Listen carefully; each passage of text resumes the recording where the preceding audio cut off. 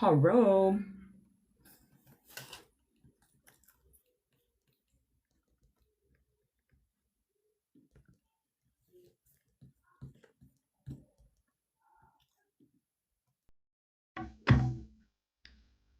I'm pretty in Facebook.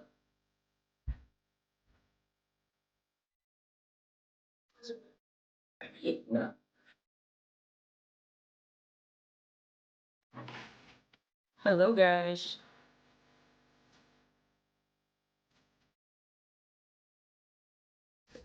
I'm dead.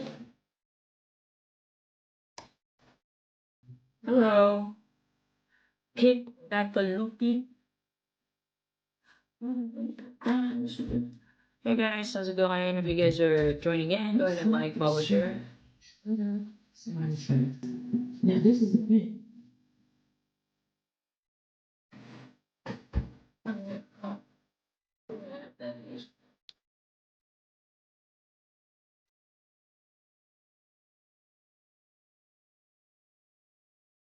Hey guys, how's it going? Thank you for joining in.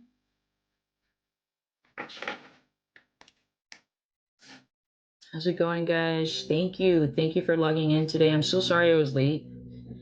I am so sorry I was late. I didn't even realize what time it was. Ooh, thanks, Toto. Thank you for joining in. The skinny pre twink. Thank you for joining in, guys. I'm excited for today. Today's gonna be fun. Today,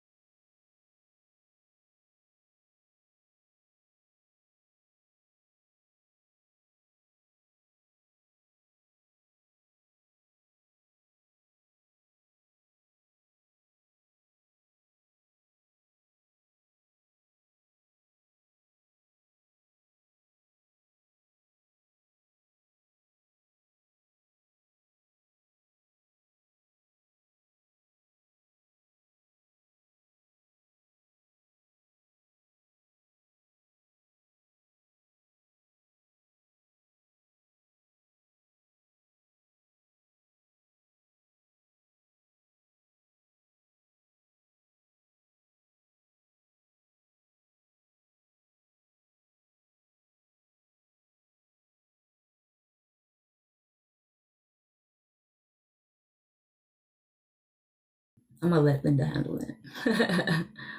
I wanna invite you guys to join me during my lives, but I'm gonna first get into a topic before we move forward. And yeah, and and then we'll go from there. Um, we've been talking about pretty much the things that keep us stuck, right? The ideas that we were sold, the things that we don't believe in, but then here we are. She's over there saying no. But then here we are, you know, continuing to carry things that are not ours. And before anything, like I said right now, I'm so sorry for being on late. I was supposed to be on here like at 10, I think, and then it was like 10:45, and then I was like, what in tarnation? And the reason for that is because my wife and I were talking about all this. I always tell you guys about my like situation um with my parent, with my mom or whatever. But I rarely talk about my relationship, and I'm really not gonna give you guys any details. But A lot of the times we end up having arguments with our significant others because we both think that our partner knows what's going on, right? Their partner can read our mind, or that they should already know because it's, I mean, come on, bro, you guys have been living for so long together. But at the end of the day, like, you have to think your partner probably has things that they haven't faced before, and that maybe the situations that you were before was a reason why you ended up with this person, and it was preparing you to be here today, right?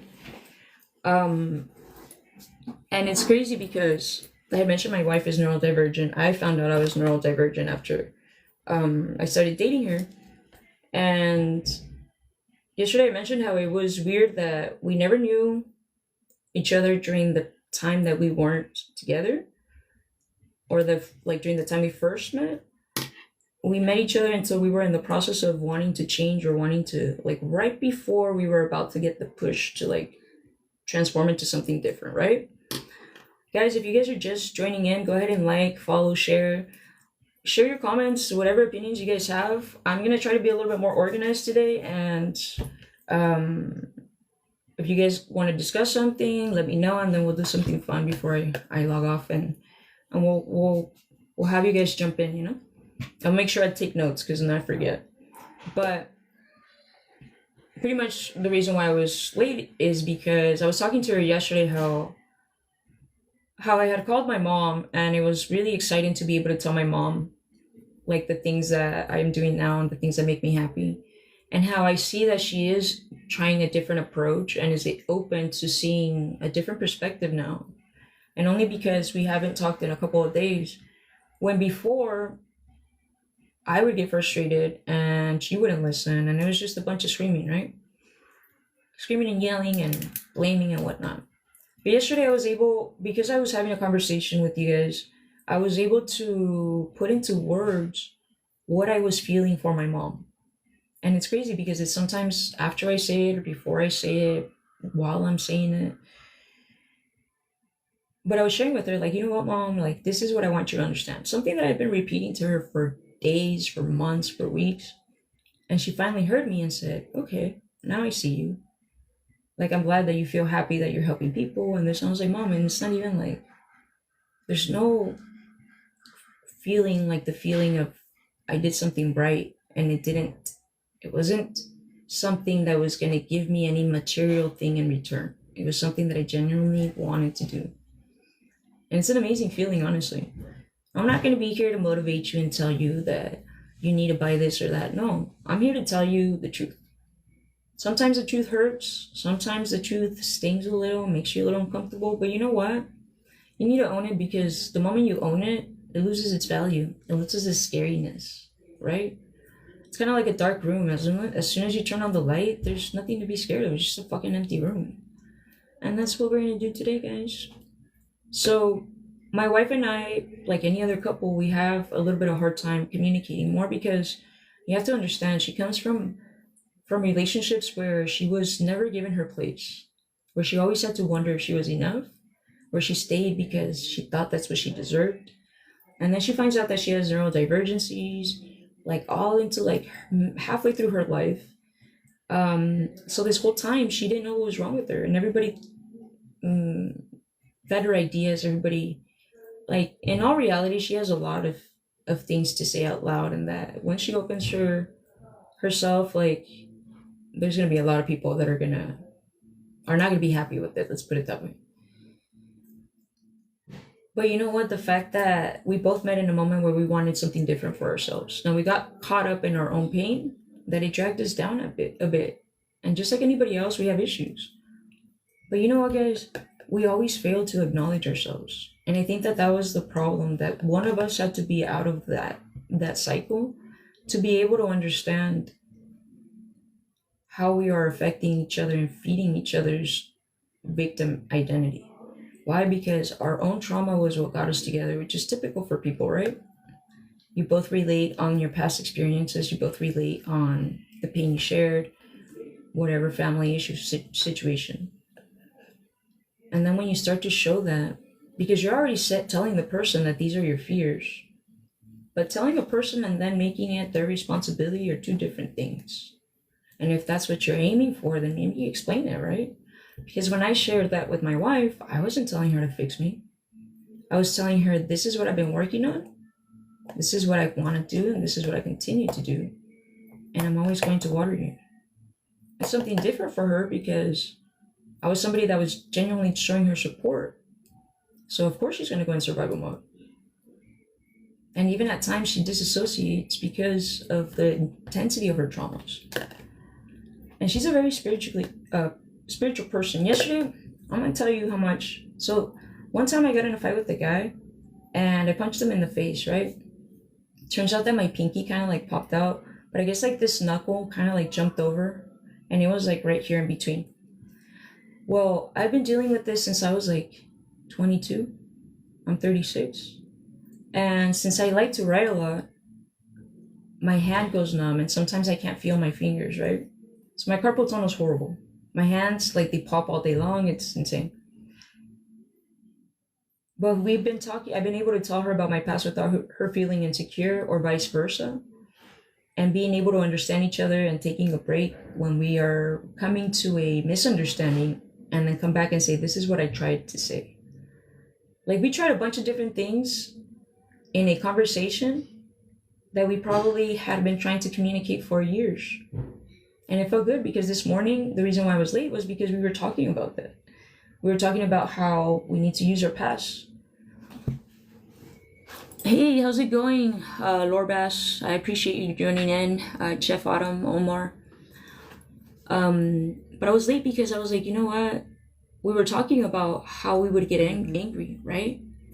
We were talking about how we would get angry with each other. And it was mainly frustration within ourselves because we obviously love each other.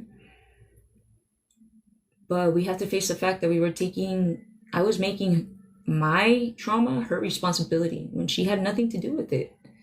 And vice versa.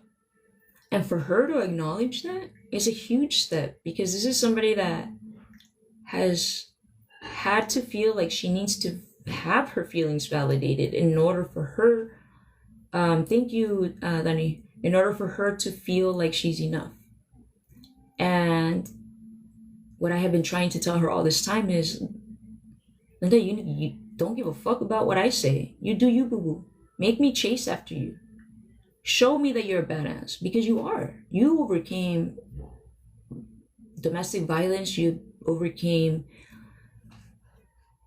SA. You overcame so many things, and you're still standing, girl. And you already know you're the shit, but you lack the confidence.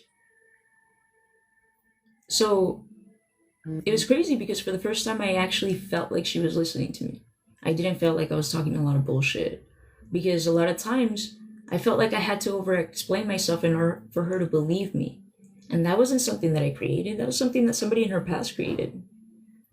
So I was always scared to tell her about my past relationships because I didn't want her to think that I was thinking about them. Because my traumas automatically made me get in defensive mode and saying, that's not what I mean. And be defensive before she even mentioned it, right?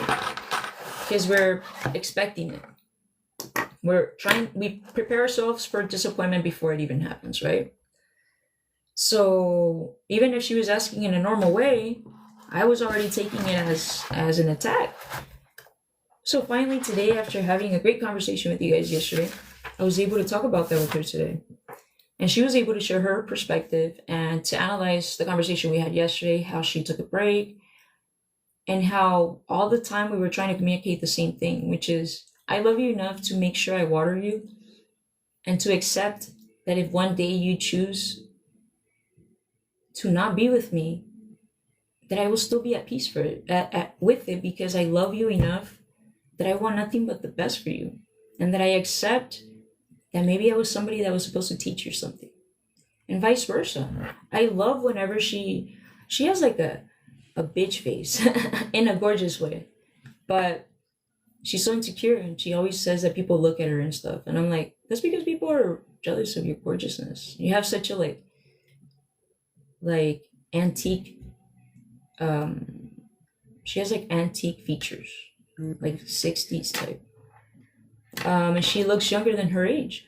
So I'm like, llamas la atención. Well, today it finally clicked.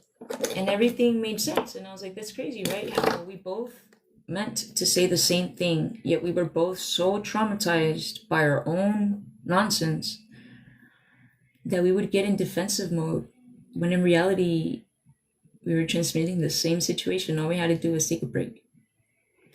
So for me, that was a huge win of the day. And it's crazy because a lot of times when we're changing, when we're transitioning into a new version of ourselves, we're so scared of the people that are not going to go with us, right? The people that are going to stay behind, that you want to make sure that you save everyone in your current circle because you don't want to lose that connection. And that's your comfort trying to scream help, or trying to yell for help. And what I wanted her to understand in that was that she does not need to, that in order for us to become one, she has to be one without me. And that doesn't mean that I don't love her. It means that I love her too much to dim her light. You fall in love with the person because they're eccentric, because they're outgoing, because they're weird, because they're not like everybody else, right? So why do we force ourselves to make them responsible for what other people made us feel? How your parents made you feel. If you had swore yourself that you weren't going to do that before, and you did it to the person that's supposed to be your partner, right? Your partner in crime. And I was realizing that. It's crazy because we laid out my whole relationships. 1133, like that's great. I talked about all my past relationships and how in certain of them, I saw too much good in order to see the bad. And sometimes it wasn't until this morning that I saw the bad. But it made me realize, oh shit, that's crazy. I got to know mental health in my first girlfriend. I got to be involved in the intensity of mental health and the dysfunction of being so emotionally ignorant and so unstable. And then I met what depression was, and I didn't know the importance of medication. I just saw my girlfriend take it on and off like it was candy, you know? And I lived all the outbursts and didn't realize that I had nothing to do with it when I was always blaming myself for her sad days. And then I met myself in the version I was when I started dating my previous person. And every time I tried to hold on so much to the point that I was already broken and there was nothing left to hold on to the point where if you held on, you were already stupid. And as much as you wanted to go back, it's like, no, because if it didn't work the first time, it's not going to work the second time. People can change maybe, but not this quick. And I was able to talk to her about how much my last divorce hurt, but how much it was necessary to hurt in order for me to understand that I didn't want to feel like that. Why? Because our trauma was what bound us or what got us closer, and it's what's separating us at the same time.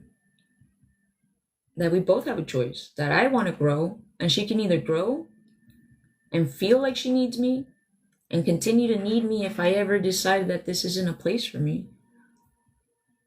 Or what if I turn into a horrible person and she just continues to stay quiet?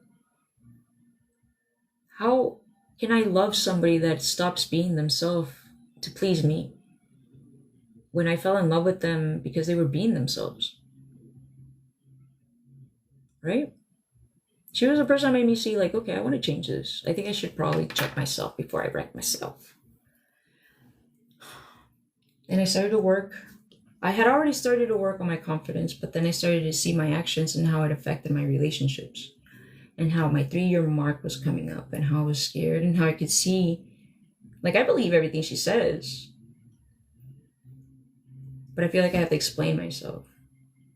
And then today I realized it wasn't my fault. It's just the past experiences that I hope and I pray that I help her own.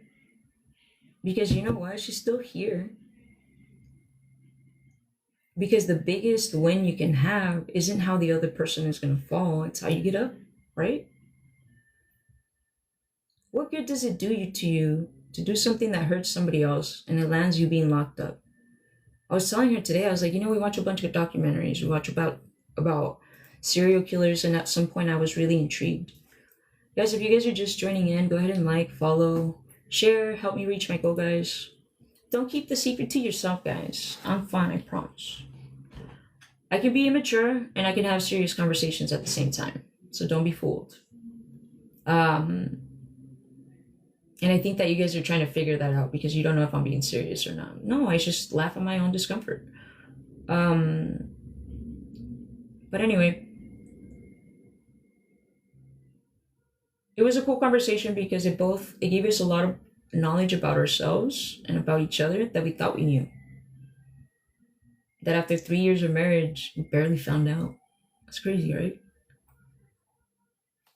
And sometimes, and in order for her to understand that just like I can get up and leave, she also has the ability to do so. Because think about it.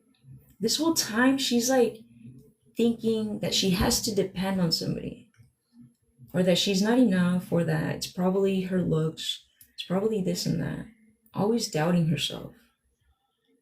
Doubting herself, and in a sense, she is the one that is staying in the same place because she chooses to see herself that way. Because no matter how many times I repeat it to her, it's not going to work if she doesn't believe it, right?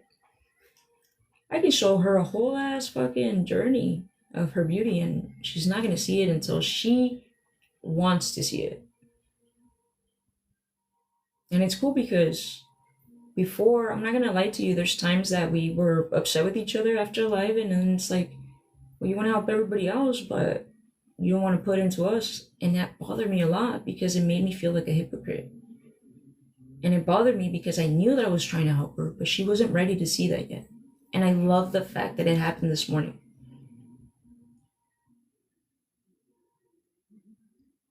That we're understanding that if we want to be friends, we got to be comfortable in knowing that we had a life before each other. And if it wasn't for that life, we wouldn't be here today. Don't you like the chase? You always go for the person that doesn't want you. It's not anything of like the common answers. It's because you want to feel like the reward is a lot greater if you worked hard for it, right? So that's what you're taught. You're not taught to receive just because you deserve it. And I think today we learned that, my wife and I, that it's okay. It's okay to be upset. It doesn't mean we're going to break up. Thank you, Smiley. How's it going? Oosh, papi. Thank you so much. It means that I love you enough to not suffocate you. We're talking about the documentaries. And I was telling her, like, this morning I was thinking about, I was in the shower and I was thinking how I was talking about timelines. And how there's already a person ahead of you that has already made the decision that you're waiting on, right? But going well, thank you to be alive. Thank you to have. Exactly. Thank you to be here. Thank you for being here. Honestly, like nothing is coincidence. Remember. And you guys were the push I needed yesterday, to be honest. So I appreciate you guys for logging on yesterday. But we were talking about documentaries, and one of the things that bothers me about serial killers is the moment they make or do something wrong, they completely lose their belief. They're no longer capable of recovering, right? And when because somebody wanted to fool others, because they know that if you truly repent, people are going to believe you if you mean it from the heart. That when other people come and truly mean it, they're not believed. So what happens when you get arrested? Anything you say is going to be used against you, right? You can be saying, hey, but I wasn't the one. And they're not going to believe you because they call the cops on you, bro. You're the one that's trying to prove your truth, right? Trying to say that I'm saying the truth and they're lying, and they're being so confident about it. You know why they're being believed? Because they're not panicking to try to convince others, right? So there was this documentary about these two serial killers. One of them that ended up having like this typical, right? You have a conversation with a reporter, journalist, and Laura. I forgot her last name, but they were like these guys that did like crazy ass fucking crimes. But in the end, this guy's like already dying in the prison of California, right?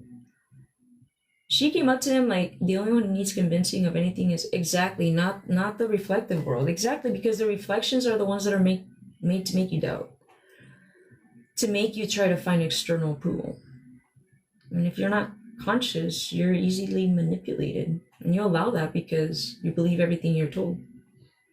But this guy is like a horrible person. The conversation starts typical. And I'm gonna find that because I want you guys to watch it. But it made me really angry. It shows you how society sees mental health. It shows you how a serial killer can be really feeling things, but because he already committed a crime, he can't find redemption. So what's the only option?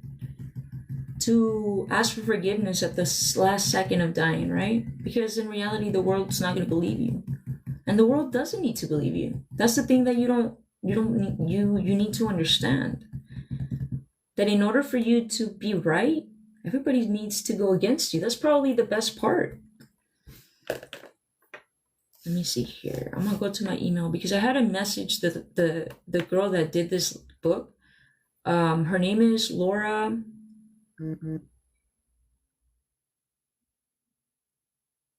you spend life begging people, exactly, you'll spend exactly, homies. I love the way you speak. I love the way you put a smile when you're talking about this stuff because honestly, that's the shit that needs to be heard. So the guy's name, if you guys have a pen and paper, her name is Laura Brand. She actually started researching this guy because she was studying forensic criminology. And thank you so much. And she needed to write a thesis about. She was like trying to study pretty much like how serial killers work, which that's what I wanted to do. I wanted to know what went through their mind to get them to snap, and how was the environment that they all. If we're able to profile serial killers based on environment and behaviors, how come we're not? How come there is no consequences for the people that created it? And how come they have no redemption just because they are responding to the environment they lived in or they were raised in, right? So anyway, her name is Laura Brand, and I wrote to her about the serial killer's name is.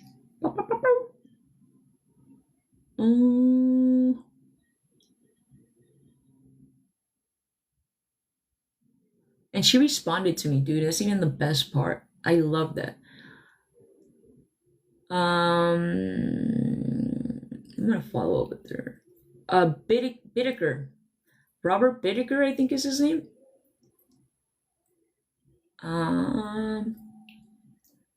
Mary O'Toole. He's in the San Quentin prison, and pretty much Bittaker and his friend would kidnap kids in LA. They ended up like kidnapping this girl that was walking on the street just because they were literally smoking pot and drinking all day long in the morning, right? And then they started doing it out of like a hobby. Mind you, this is a time when the Hillside Strangler and the Night Stalker Walker, whatever, were out. Where Richard Ramirez. I remember I grew my hair out because I wanted to look like Richard Ramirez. I don't care if you guys think I'm crazy. I'm not celebrating his actions. I'm recognizing him as somebody who needed help and was overlooked. He just reacted to how he grew up. Because regardless of what you do, guys, we're all human. There's always a cause for that effect. And we need to accept that sometimes we're the reason why. Point is that Bittaker and his friend started started kidnapping girls, and when they would do this, they literally just would torture them for hours, and then they would, I mean, unalive them, obviously, right? Bittaker was proud of his of what he did. He said, "Well, that's the hand I was dealt." He said that his mom pretty much didn't love him. He never knew or felt a hug since he was little. He was just pretty much thrown to live on his own to kind of just survive. There was no consequences. Um, and then ironically, the one person that he never hurt was this lady that he actually ended up paying her rent. Because mind you, this was a serial killer that was still paying the rent of a female that he had nothing to do with. He put her in an apartment, was paying her bills because she was pregnant. Because even though he was a serial killer, he still had a heart enough to care for this female. And he even told her, the only reason you're alive is because you're pregnant. Well, Laura Brand is the journalist. There's a documentary about it and how she's pretty much trying to figure out what causes that, right? So she ends up writing to him in San Quentin, and then they create this communication with them, or this they create this back and forth communication where he's trying to scare her, but she's like, "Bro, I'm not. I see you," and she's probably the first person that saw him as a person and not as a monster. Dude, they create this solid relationship to the point where this man, she went to go see him when she was pregnant the first time. This man was ecstatic at the fact that she was pregnant, and not in a creepy way. He actually ends up admitting to her that after their conversation, for the first time, he felt something. And there was a psychiatrist or psychologist, whatever the fuck, her name was O'Toole. I'm sorry, her name was, because I wrote to her about it because I was very upset about how she took it. But she was writing this documentary, but she was doing her thesis paper, and in that thesis, like, she's building a relationship with Bittaker, right? And he ends up telling her, like, this is the first time I actually felt sorry for what I caused, the pain that I hurt, or the pain that I caused on all these people. Something that he had never admitted to.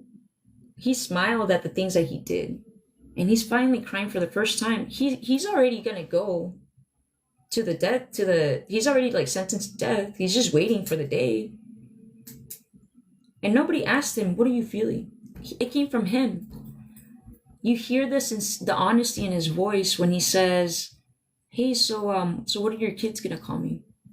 Am I gonna be like Uncle Bob? Or I don't remember if his first name is Robert, but he's like, is my name gonna be Uncle something, or is it gonna be? He's like, well, would you like that? Oh my god, I wanted to cry at how ecstatic he was. Because at the end of the day, this was a person or a kid that didn't receive love, so he was thrown into the world and acted because he never had consequences, because nobody told him, hey, this is wrong, this is right. He got arrested in his early 20s, I want to say. He's been there his whole life. But before he died, he was able to experience what it meant to yearn for someone, to be excited to be visited, to be somebody's uncle, to be a part of a family. Because Laura took him in as part of her family. And I found myself in that so many times. I don't know why. There was this old man that used to come to the dealership, and he used to always, like, want to gift me guitars. Until one day he said, you smile all the time, but you're very sad and lonely. And maybe that's why I'm always here, because I feel like you need me. I didn't know he was losing his consciousness a bit. But apparently the day he met me was also the day he went to go and try to unalive himself in the desert, and found this black dog in the desert, half alive. And that was the reason why he went back home. And he was roaming around, and he always wanted me to be at his house and go and hang out. And I at first was a typical person that is ignorant and thinks he's a creep, right? Because we have to think that way, unfortunately. But as I kept listening to him, and as he kept coming around, started to see that he was just in so much pain. Pain because he never spoke up about the SAA that he knew that happened to his sister.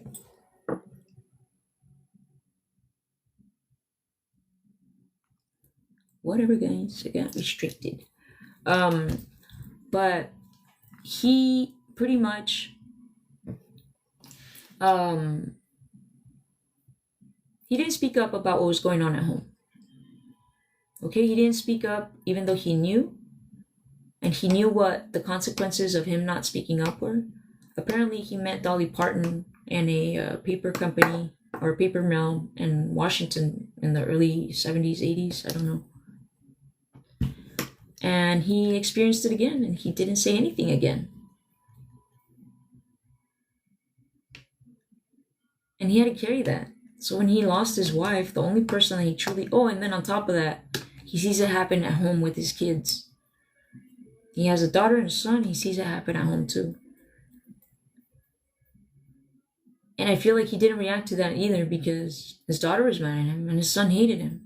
He was losing his mind when his son was still living at home with him, and I was the one that was trying to help him. His son lived in town and he was locking himself out of his house sometimes, and the sheriff department would call me in the middle of the night.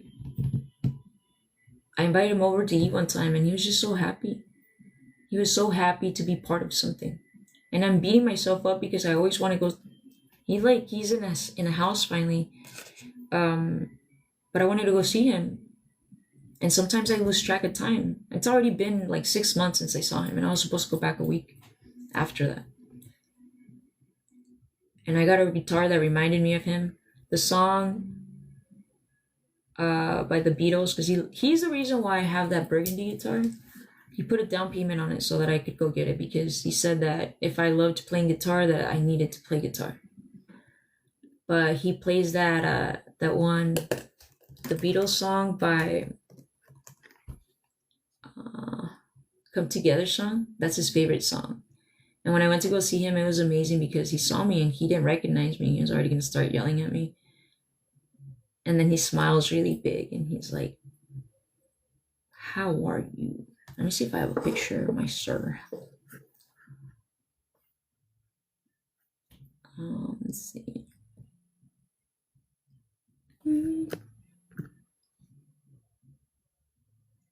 I don't know if I have a picture.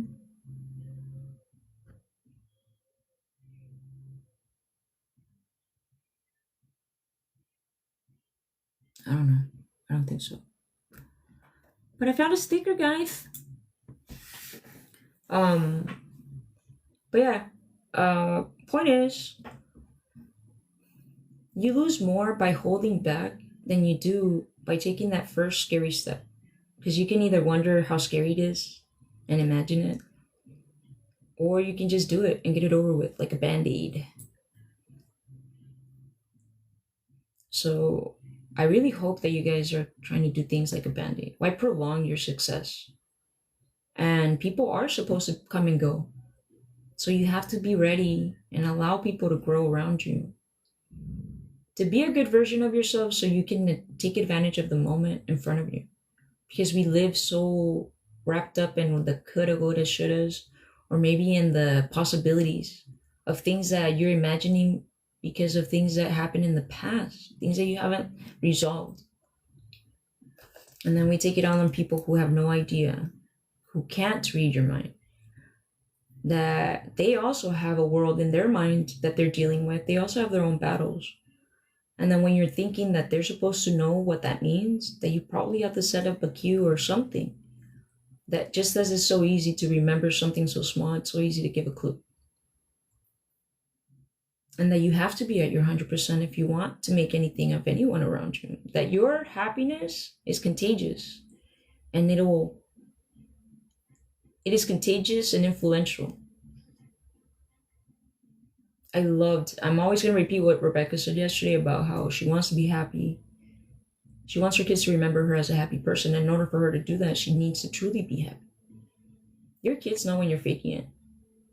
Faking it till you're making it is only going to get you so far. And then you're going to be left with no resources.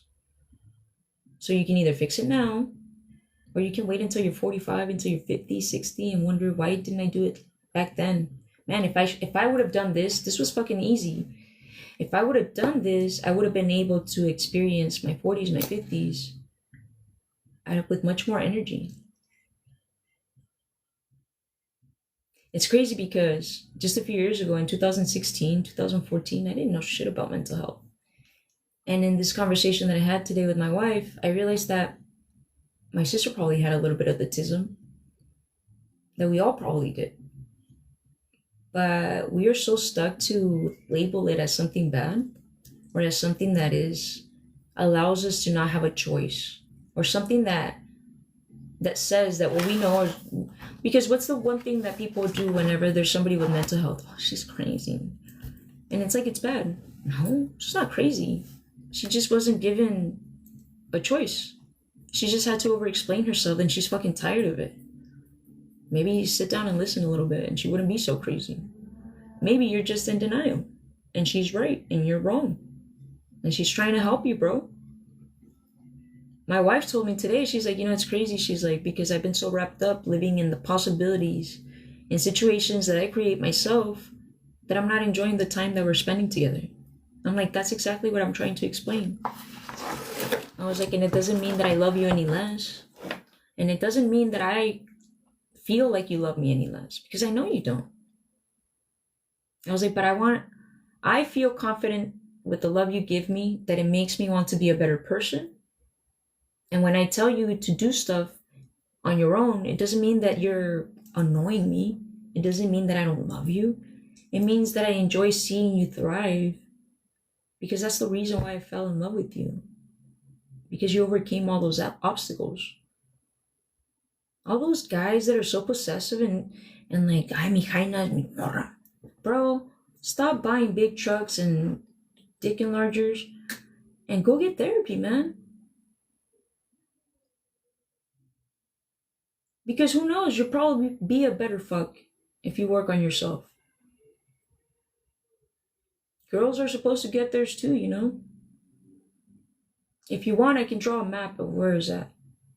Hey, that totally rhymed. Like, stop making your failure other people's problems. And start talking. What do you gotta lose? For example, my wife, we were trying to dissect this because she's neurodivergent. I don't know if you noticed, but people with autism, they're very emotionally disconnected, right? They don't react to emotions as we do, and we think that they're either narcissists or that they don't care. And a lot of times I thought she didn't care. And a lot of times I was scared to hear her say, like, I'm going to say no one day. That shit would scare me because I know that she's a determined person. People on the spectrum are stubborn. Let's put it that way. It's a challenge when you tell them they can't do something, right?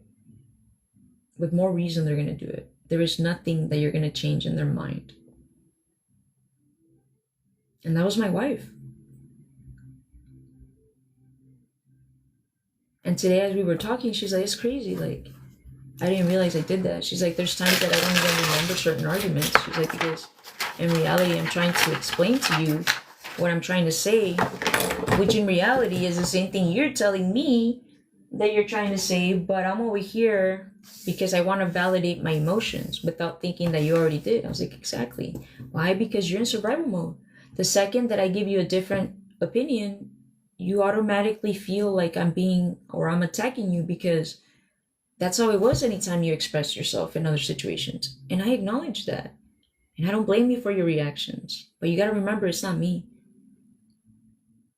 I didn't cause that. I want nothing but the best for you. When I tell you to grow and do things on your own, it's because who am I to keep you small? And what's going to be of me if you decide not to be with me? I need to make sure that I'm okay, that I need to be and remember myself before you even gets to that. Why? Because that's usually what happens when you go through a breakup. You're so invested emotionally in this person that half the time you want them back, not because they love you or because you love them, but because you're used to of the comfort they provided you. How easy it was to just be mad and you didn't have to start again, right? But what is that costing you? There's people that are not going to stay, guys. And we got to be okay with that. Nobody tells you that there's certain people who can't go with you. they tell you to like work on yourself. I'm telling you to like just speak up, guys. And I make it sound so easy, right? But it's scary. And it's like my wife just gave me her perspective into seeing how scary it is. She's like, yeah, like what's crazy? My wife lost her best friend when she was 16. Now that's a story for her to tell on how that became. But she just told me today, she's like, I don't really feel like I'm as emotionally connected um because uh like I already lost my best friend and I've already been through that. And I was like, yeah, so maybe all the situations that you're going through is like, okay, you lost your best friend, right? You grew up being don't I'm so sorry, you sent me something, I haven't been able to check it. You lost your best friend. I was like, you have never been cared for emotionally. You were kind of thrown to live on your own and were kind of told that you were wrong, right? I was like, there's so much truth that you hold within you. I was like, you're a healer. Why? Because this morning I've had carpal tunnel, whatever nonsense. I was talking about my neurodivergency is very obvious, as you can see. Point is that I had punched a guy, and this knuckle had like, and you can still, it's kind of popped out. But when I went like this, it was like super cracked right here, and there was no space here, right? Well, she grabbed my hand, and there was like, it was like pressed down to here. And as I'm driving, she's doing this, right? I don't know what she did, but my hand has been like this since like 2013, I think. It's when I thought violence was gonna solve everything. I was fighting guys and whatnot. What the fuck? And I've had issues with my hand since forever. Like my hand always hurts, my elbow always hurts. And I just felt like this crazy pressure. And she's like, I don't know what I did. She's like, it's like I saw it while I was grabbing your hand. She's like, I've always known I'm a healer. Ironically, she knows a lot about medication without knowing or studying anything related with medication. But I was like, that's crazy. I was like, maybe this is what you were supposed to go through. Maybe you and I were supposed to be ready to meet at the moment of us changing because we needed to be our own karmic. We're literally twin flames. I'm like, we needed to be aware of our mistakes and to love each other enough. And for myself, I was like, specifically because I'm very possessive, to love myself enough to be confident with the love you give me. I was like, and you needed to be confident enough to say no. Because all the things I do, you base them on, she probably doesn't want, like, it makes me feel like I'm the one with the choice. I was like, and that's not what I'm trying to explain. I don't transition, so I don't know. I mean, I don't know. I don't talk about transitioning. I can tell you how to be cool with yourself, but I'm not a doctor or a therapist. What do you need help with? Accepting the fact that you're transgender?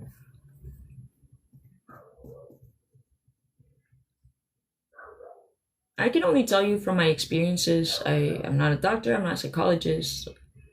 I'm just telling you what happens as I go with the flow. And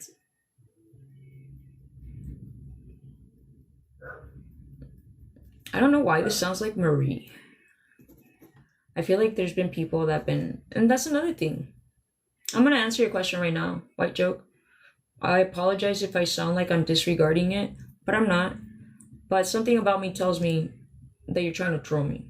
So I'm gonna go with my instinct right now, okay? There's times that we allow ourselves to be placed in a position of humiliation because we ourselves are too scared to accept the truth. You see this on my face? I don't know if you guys have seen my page, but there's this kid, Aiden, that came on my lives like 2 days ago. Like 2 days in a row. Every time we link up, it's thinking, bro. Give me a second, white joke. I'm sorry, white joke. I'm not trying to be rude, but that's not what I'm talking about.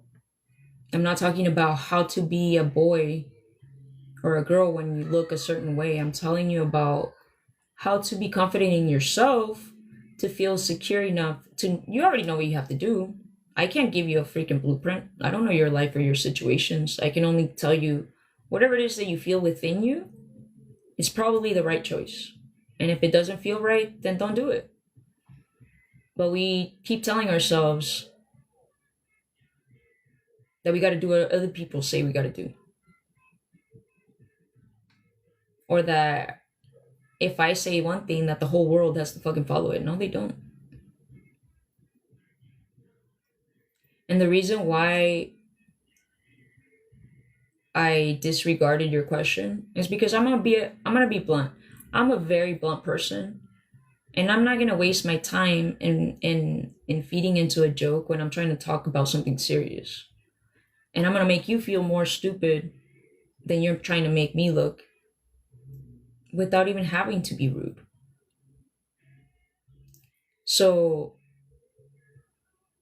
maybe you're not getting the point of this. I don't know. And I can explain to you, but don't try to make me look stupid or don't try to ask me something on material shit because that's not what I'm talking about. And the reason why I react this way is because you see the shit, that Aiden kid, he was like dating on my live, not knowing that he was giving me more views and interaction.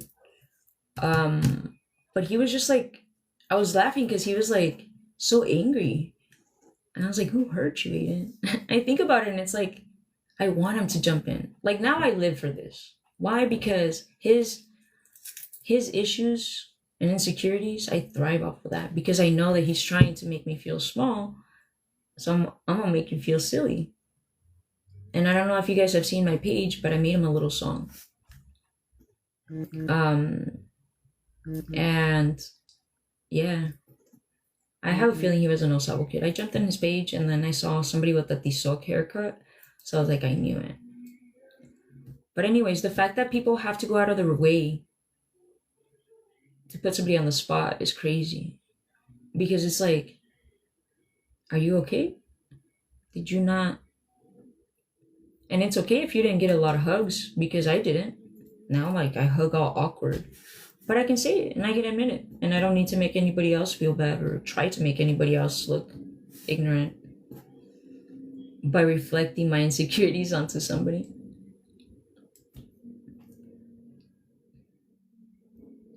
All I can tell you, White Joke, is if you feel like you're a girl, then own it, bitch. Don't ask me what to do. I can only tell you that you gotta believe in yourself. And I can help you see the signs that you're obviously missing, but I don't have a blueprint on how to be transgender. And at this point, like, I had a bunch of clothes that I bought in a moment of sadness because I thought that was gonna make me feel better, and then I would put it on and then I was too chunky for it. Believe it or not, I used to weigh 150 pounds, I think, because in my moment of sadness, I got too fat. And that was fat for me when I've always weighed 110. Now I weigh I weigh 98 pounds. It's insane. But I had a lot of clothes that I bought and then I put away because, hey, Max, because I couldn't wear it.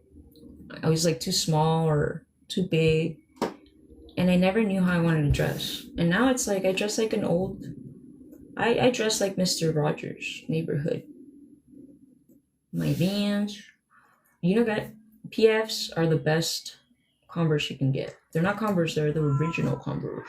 PFs, you gotta get those. They're badass, they always have sales, and they're retro if you like the 70s, 60s, old school sneakers that they use to play basketball or baseball. I would recommend PF sneakers. Damn, I should get promoted. But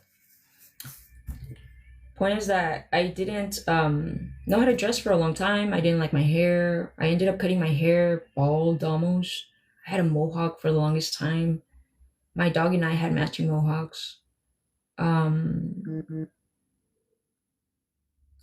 Misfit, cool. And there came a day where I was like, you know what? I'm gonna wear this sweater. Because I had like an obsession with jackets at one point. I like obsess about things sometimes. And And then one day I just started wearing like random colors because, gotta make sure colors coordinate. And that's probably the first thing that I started to work on to try to build my confidence.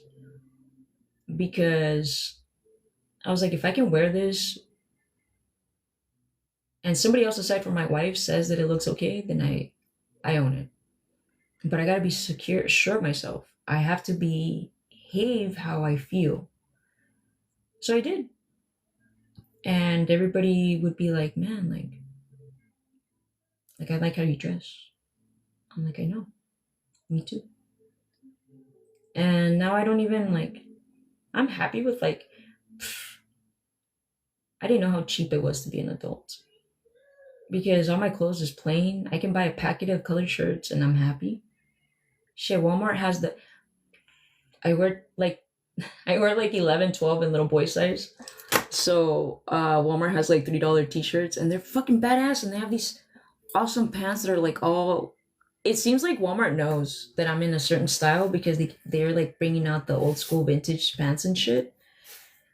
I remember when I used to spend a shit ton of money on clothes and for what? All that clothes is still put away. I don't even wear it.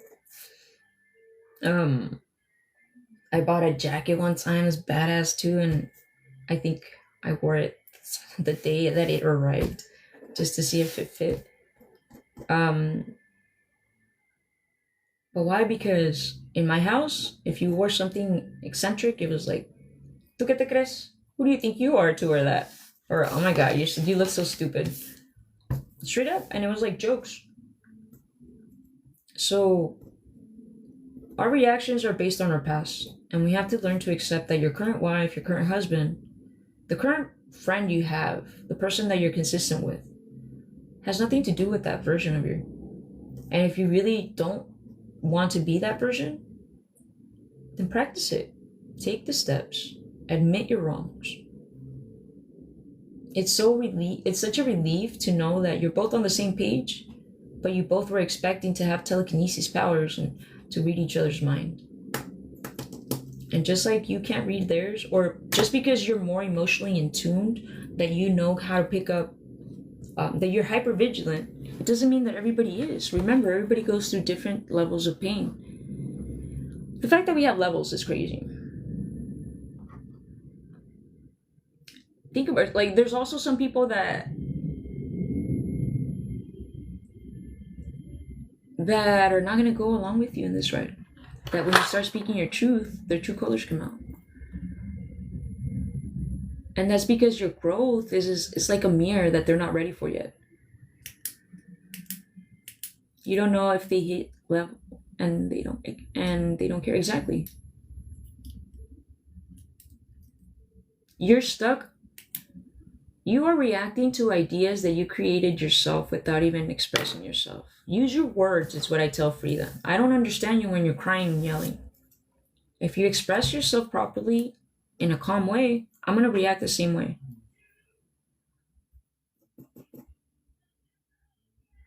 We stay stuck in a certain size because we're comfortable.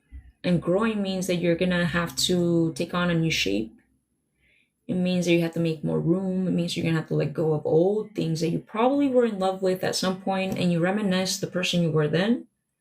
But boo boo, in order for you to be a new person and make room for new versions, you gotta do a fucking yard sale and clean out. The hardest part of growing is really not the growth. It's watching the people that you knew or thought you knew not know what to do with this version of you. It's the fear of how or who is going to disappoint you and what colors you're going to see and what truth you already know is there, but you deny yourself. Exactly. Yesterday, while I was talking to my mom, I was telling her, Mom, I had this person message me and they told me this. Because I was so excited, guys. Like, it really, when I tell you guys that I really do this with the purity of my heart, with all honesty, and that I mean every word I tell you, I truly mean it. I called my mom after this because I was so excited about it. Called my mom around 1:30 or something. Ended up not going to my appointment. Oh no, they did it through the phone. So my mom, I called her afterwards. And I'm always scared to tell my mom about this because my mom thinks I'm crazy and I'm crack, right? So I started to explain to her, you know, mom, I was telling them about this. And then she said, well, you know, you talk, I'm really surprised that you're so consciously aware of your actions and your behaviors and reactions, but you still don't talk to your sister. I was like, mom, being aware doesn't mean that I need to love my family just because it's my family and accept that they have a different mentality. No, it means that I need to know my signs, the signs that my body is telling me to speak up for what I don't believe in, and that I have the option of withdrawing if I want to. And that blood means shit. Because just like I was targeted because at a certain age, blood didn't mean shit then. Why do we get to sit with the abuser and eat with them at the same table? Why are we forced to share the same table? I was like, mom, it hurt me that you went to my uncle's house because I know he's your brother. And I respect that, mom. But I'm your daughter. And that makes me feel like the little girl that wasn't seen when she needed the most hugs in the world. I was like, my sister represents the day that I was forgotten about. She said, well, I guess logically I thought that you were older so that you could do things on your own, that you didn't really need me. I was like, you thought, because that's how you grew up. But you didn't ask me. You never made me part of caring for her. You just kind of like pushed me aside, and then that's kind of what it was. And then anything I expressed, I had to deal with my emotions because I was already growing up to be able to define them, to express them to you and to the people at school. I was like, but you never even like, you just thought I was being too extra or wanted attention. I was like, and it's crazy because you and my sister, I was like, yes, I miss my sister. I love my sister. I miss her so much. There's days that I cry for her randomly. Because regardless, she was a fun, stupid bitch. I enjoyed like the random drives we would take. How we would go to the bar and I could be like, let's go, bitch. How we fucking treat each other like shit, but she knows I got her back. But the thing is, I had her back and she didn't have mine. And when she got her pregnant or whatever, yeah, it hurt me because my whole life I wanted a kid. She took my mom from me. Not that she knew, right? I accept that. But mind you, that's when everything started. My dad and her had the best relationship. We can't, or exactly. Now, my dad was horrible to me. He made me mad in order to tell me how he loved his other kid in another town that I didn't know about. He challenged me so that he could yell at me. And then my sister was born and she was the princess, guys. Everybody was enamored. She was a princess to the point that she didn't like to be dirty. She set my expectations pretty high for a little kid, not gonna lie. And as I was telling my wife, I was like, damn, I think she has autism. And she's very emotionally unstable. But she got to see the the loving version of my dad. The one time he did yell at her and spanked her was like towards the end. Because that's when he was already a little bit more unhinged. She was crying for no fucking reason, so she deserved it. He said, you know what, you need to shut up. He hit her with the foam chancla. That by the time it reached her butt, it was a tap. I used to get hit with the belt, with the fucking shoe, whatever was nearby. Man, the hand was like the worst. And when they said, ¿Quieres dormir calientito? You want to sleep warm tonight? I knew what that meant, because you know after you cry, you get really hot. That's what it meant. If it was cold in the winter, I'd be like, yeah, yeah. But homegirl, like, she was a princess, and there was no doubt about it. She wanted it, she got it. She had a whole, I remember we shared a room, and there was like a wall-to-wall, like drawer things, right? Half of the thing was hers, and the other half was mine. I had a couple of things here and there. Nothing on the bottom, because I didn't have really many toys.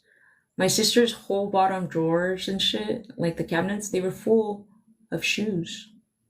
Because if they went to the store and she liked some princess shoes, she was gonna wear them. She liked shoes that clacked. Mm-hmm. And nobody sees how that affected me. Nobody sees, oh shit, you're right. There's two females in this household, but only one is being acknowledged and the other one is treated like shit. And I still cared for her as she was my child.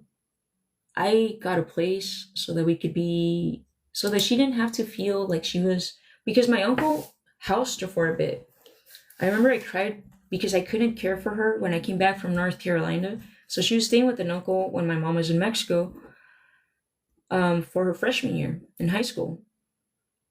And I remember they were really nice to her, but the moment they would go to my grandma's, they'd say how she didn't wash this, how she didn't wash that, how she would never come out of her room.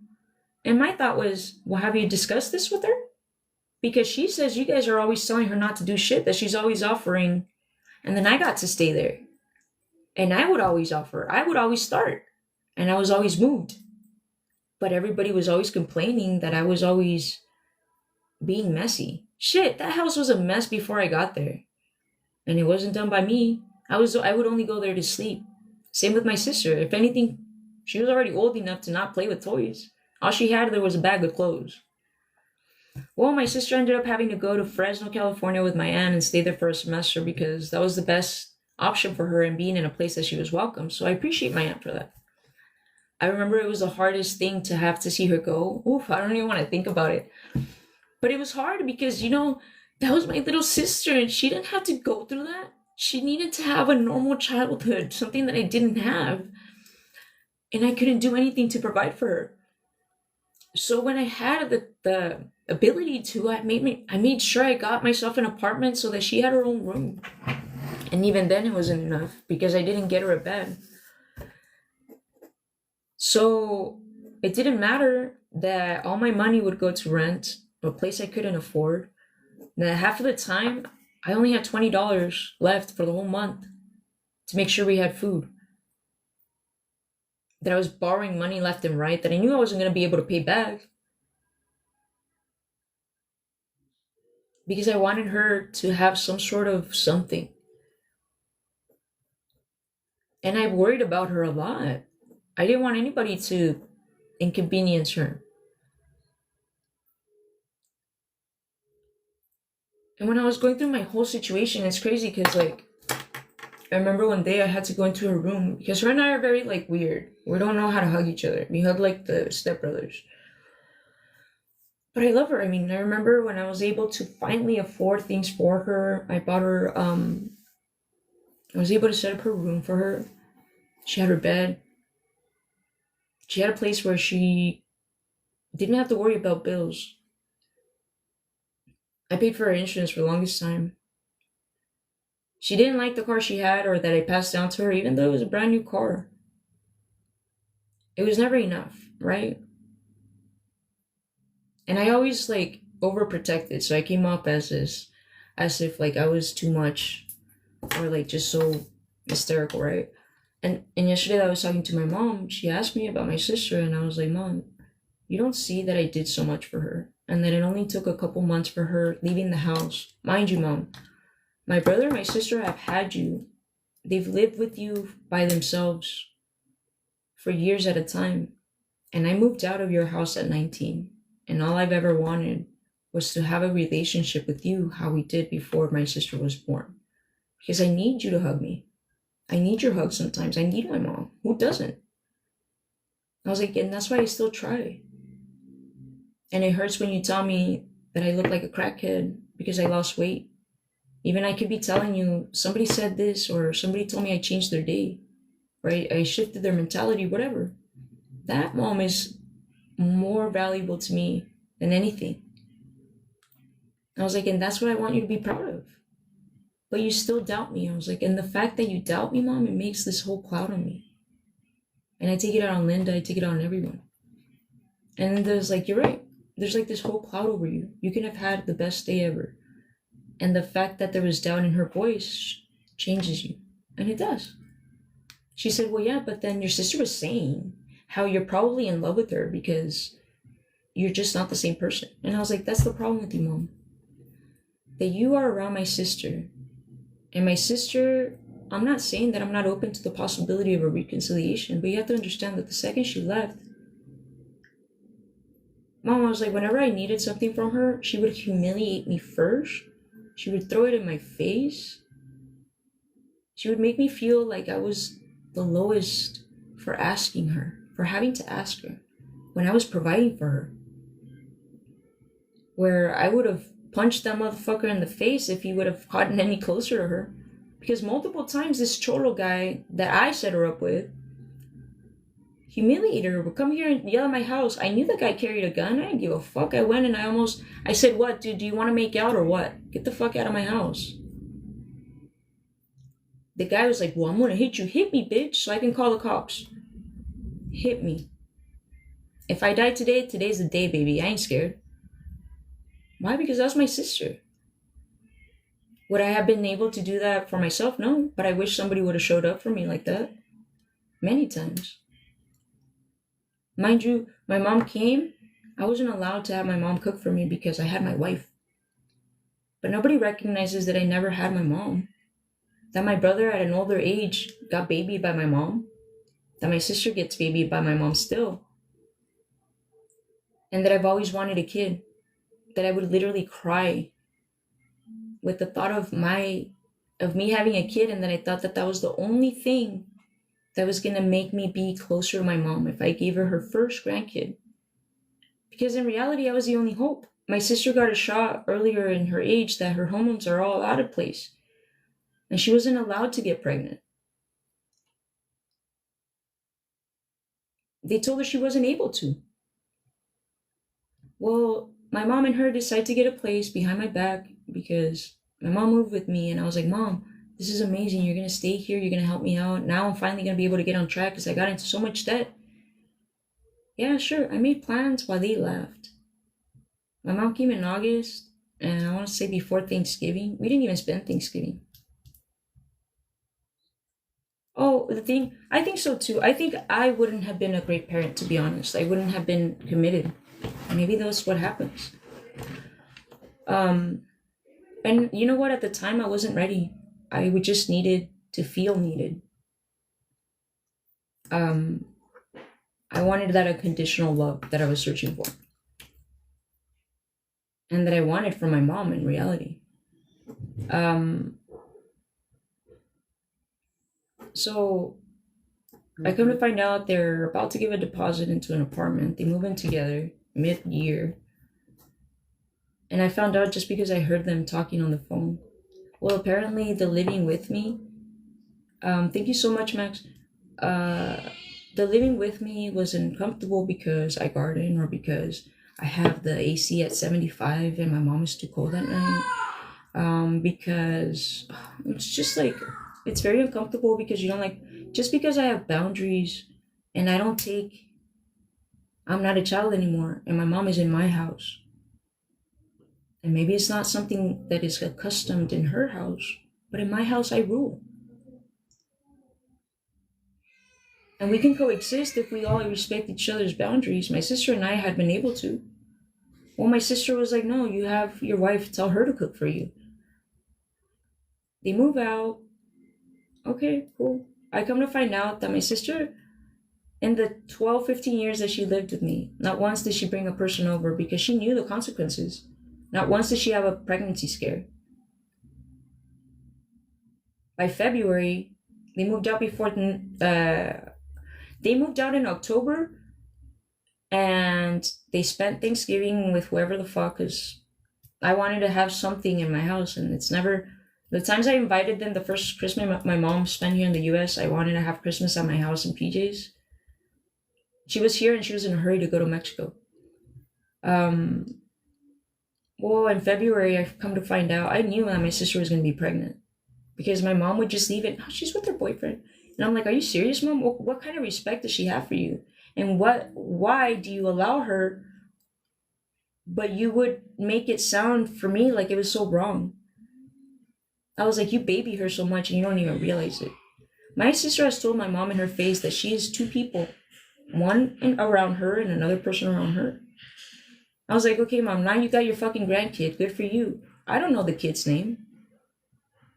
I don't care to know. I truly do not care to know. And people are going to think, but why? The kid's not your... It's not his fault, so why should I have him around to treat him like shit?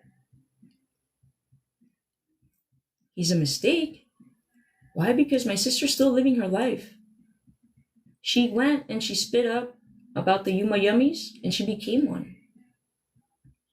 And that's the first baby daddy because I came to find out that she was also supporting the baby daddy because not only was the guy a couple years younger, he's a good for nothing motherfucker. And yet I'm wrong because I set my boundaries because whenever I'm around her, she paints me as this neurotic person. And I don't want to feel small. I'm trying to work on my confidence. And I see how she manipulates my mom into thinking the same. My sister got us all into gardening, ironically, and she doesn't. One time my sister went to Mexico with her to eat, and everybody thought she had a heat stroke when girl was so fucking wasted that she puked at pizzas and beer on the table right before her pizza came out because she was out of it from an edible. And my mom, I bet she knew the truth, but she didn't want to see it. Even when she had her first like misfortune with this guy, where she was gonna break up with him or whatever, the cholo guy. The guy said, "Tell her how you are, because she's not the person that she paints to be." I had coworkers tell me I spoke so highly of my sister because I was really proud of her. And people tell me, "Well, your sister's a trip when she drinks." So then it turned out that I didn't know my sister either. And that the things that she was telling me were not true either. And my mom is still so blinded by that. And that's when I'm like, fuck this shit. Like, my mom is now blinded by that thing. She's forcing me to accept it. But she doesn't see any mistake or wrongdoing in that because she got what she wanted. And now I'm left to find something else. You know what this crazy thing is? That my stepkids came in the picture a year before that kid came in. And for some reason, my stepkids are still... My middle kid calls my mom Nana on her own. But my mom doesn't fuzz about them as much as I imagine she fuzzes. Because I just don't want to know. If I don't have anything good to say, then I'm not saying anything at all, right? But my mom thinks that I'm just neurotic. But that's one thing I gotta give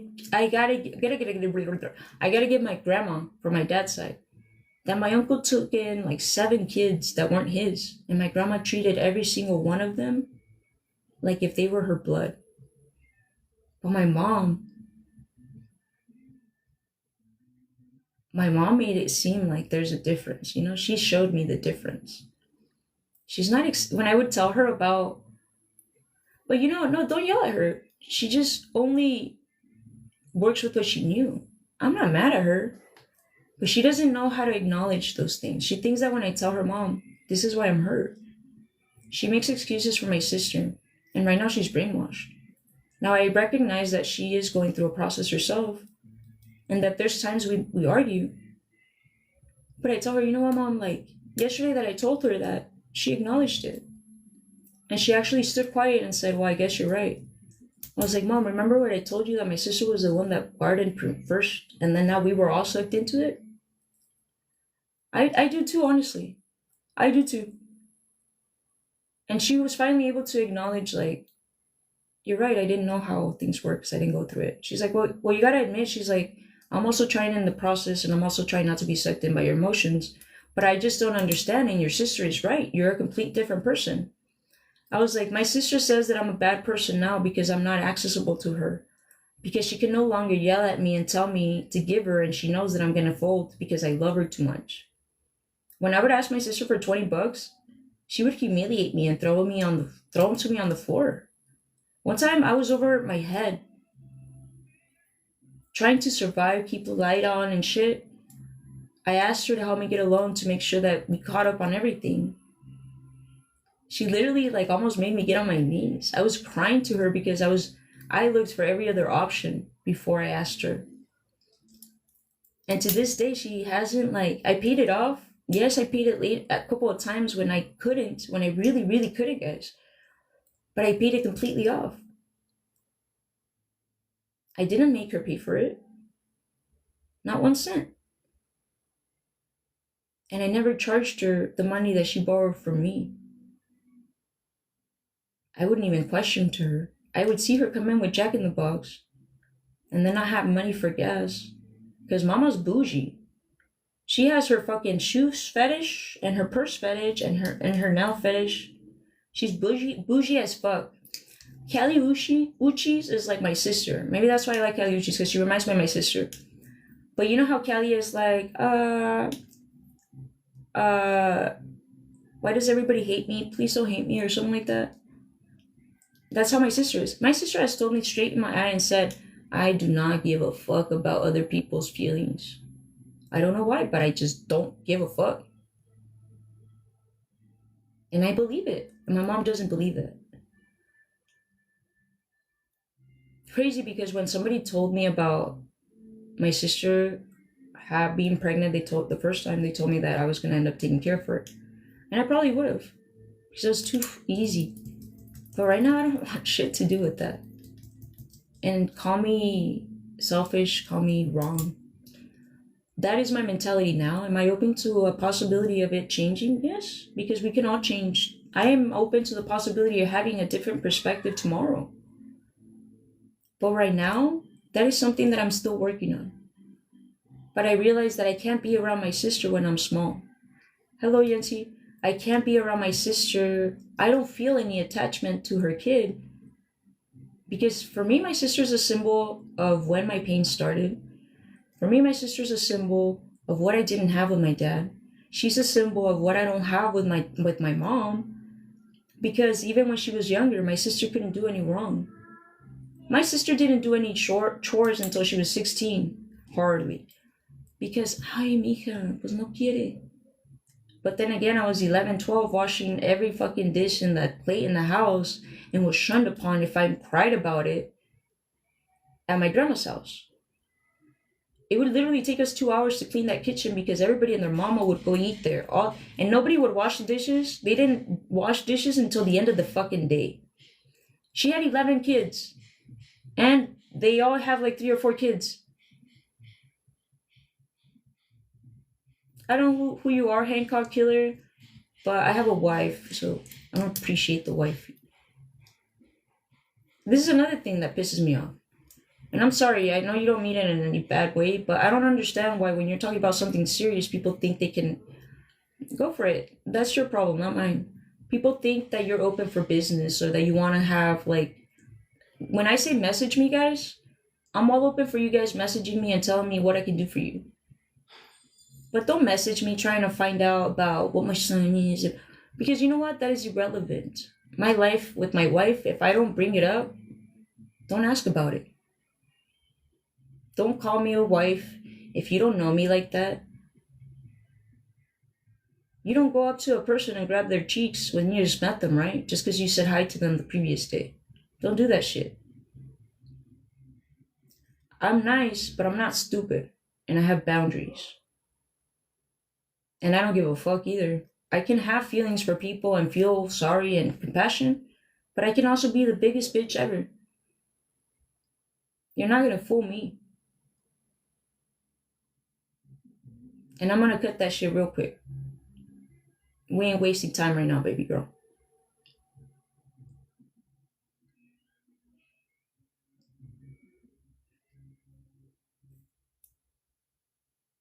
So in this conversation, my mom realized that most of the ideas she has for me.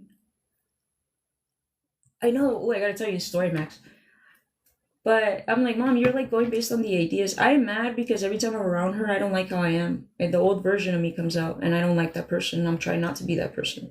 Am I gonna acknowledge her presence later on? Maybe we'll be able to be in the same room. Am I gonna acknowledge her kid? No, Mom. No. Because there is no attachment there. There's no interest. There is no love. I'm like, and I'd rather just detach myself for something if I don't have good feelings for it, you know? Why wish bad on people and create my own karma? No. But when I started doing these lives, Max, there was actually this person, this guy, that he's... So I have a friend that's my best friend, and I know for a fact that people are bothered by me showing up every day. And that's why I do it, honestly. Because this pimple right here, I didn't have it yesterday, but then Aiden showed up, and it's all freaking Hayden. Aiden is Hayden. So people try to do everything possible. Every time that I've posted a picture, they try to put something, and that's most of the times why I don't post myself or I post or repost shit. Because as soon as they see your picture, they see you're doing well, they see that you're looking good, and they're like, "Fuck you, bitch," and they got all their insecurities trying to be thrown at you. Fuck that. Ain't nobody got time for that. And I know for a fact that my best friend or my ex-best friend is one of them. And people go to extreme lengths to even make fake accounts just to troll on you, right?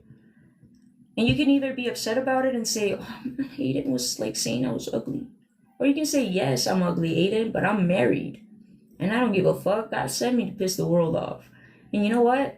I went to bed excited because I was waiting for Aiden to jump on my live today to troll on him today. I even made a song on him. On the spot, baby. But I thrive out of that because that means I'm doing something right. Yes, I did. Because you know what? People don't like the truth. They're uncomfortable with it. So I'm gonna make you mad and say it. Say it to your face, puppy. So my ex-best friend has been talking shit to me, ironically, randomly. And I feel like she's going through some psychosis of Adderall. And she's very tech savvy. And I know which accounts are, I mean, come on, everybody knows how to tell a fake account from a real account. Everybody knows how your friend messages or how the language that they use, right? Or the people you're familiar with, you know how they interact, right? Well, it's like half of the time, like the comments are way off. It's like, come on, girl, get yourself something better to do. Why are you hating? Join the fun. Who didn't love you, papas? I got you. I'll hug you. It's a reflection of other people's insecurities. So this guy randomly messaged me and was like, "Hey, so do you have a wife?" And I kindly just said, "Or how, you said you had a wife. You have kids?" When I was like offering my inbox to have a real conversation. If you need a vent, I'm the person to do it with. If you are trying to score, if you're trying to flirt, I'm not the person for you. Because I'm probably gonna be rude or sound rude to you because you're not ready to be let down. So homeboy was asking if I had kids. I was like, so I'm just gonna say before this, and I don't mean to be rude, I don't mean any disrespect. By all means, I appreciate your support.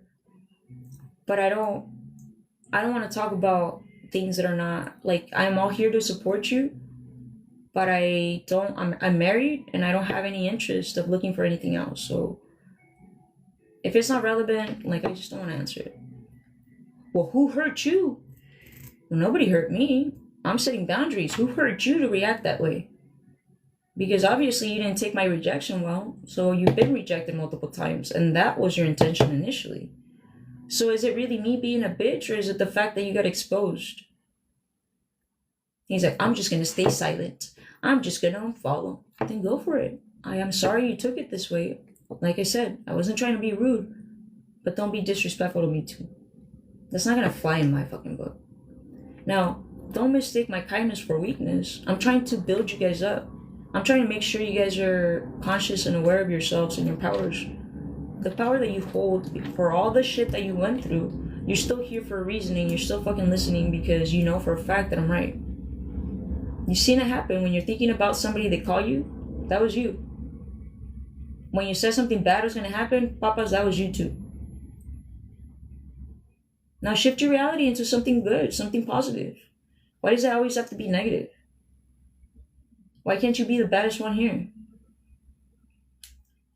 If the nastiest bitch in the world thinks she's the hottest bag of chips, why can't you? When you actually radiate that, when you feel confident.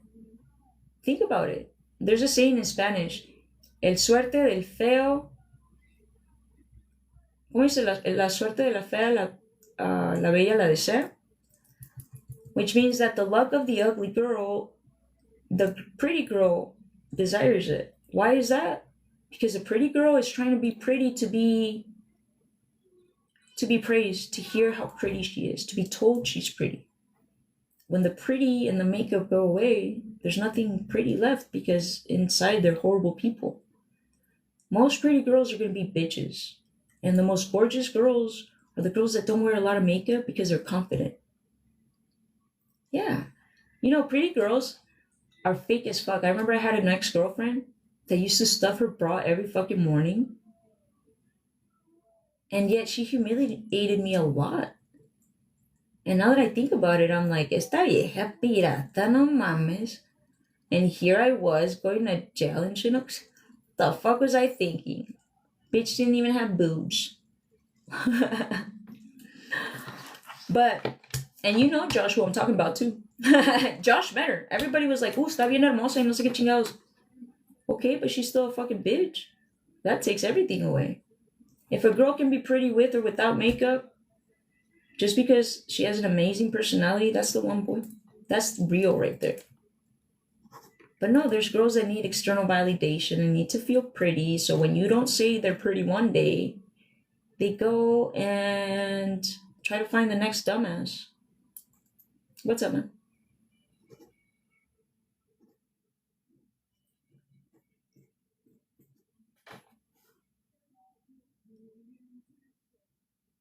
Tired and Chewed by Weed? Is that a song you want me to play it? Oh, by Weed. I'm gonna have to look it up.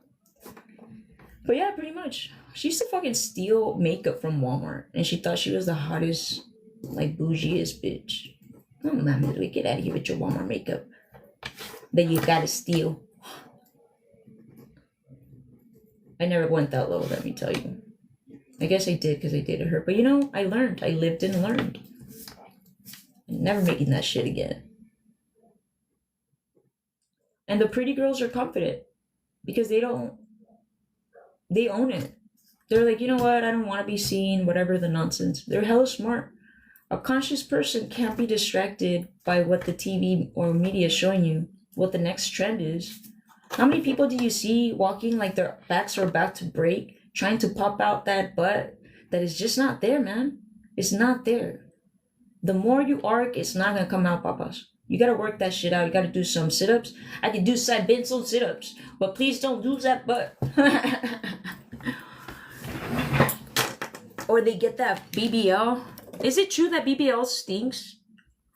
Cause what are you like any fucking car? You're gonna need some fucking maintenance if you put something on there. That oil is gonna have to be changed. So if you don't got the money to sustain or to fucking maintain your BBL, don't do it. I heard it smells. I have a sensitive nose.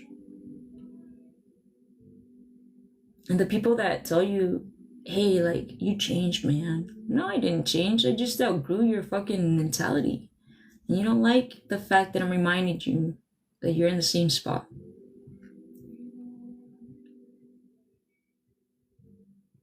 And I'm glad that you're here, Max. I'm glad that whoever's listening, whether you're watching on my live or not, whether you're interacting or not, the fact that you're watching should be a sign. The fact that I decided to do this when you're going through the situation, because I just started doing this on January 27th, was when I said, I'm going to do this for sure. I'm going to prove myself that I can set myself a goal and I can complete it.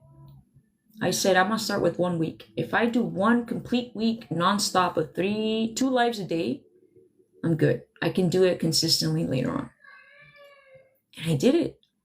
Was I exhausted? Yes. Sometimes the day felt too short, but I wouldn't. There was a day that I was literally like almost puking. I couldn't even talk because I was about to, like, I felt like shit. And the night before, my best friend had messaged me that what did she say?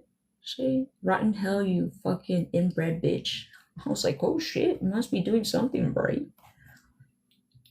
I've never said anything mean to her.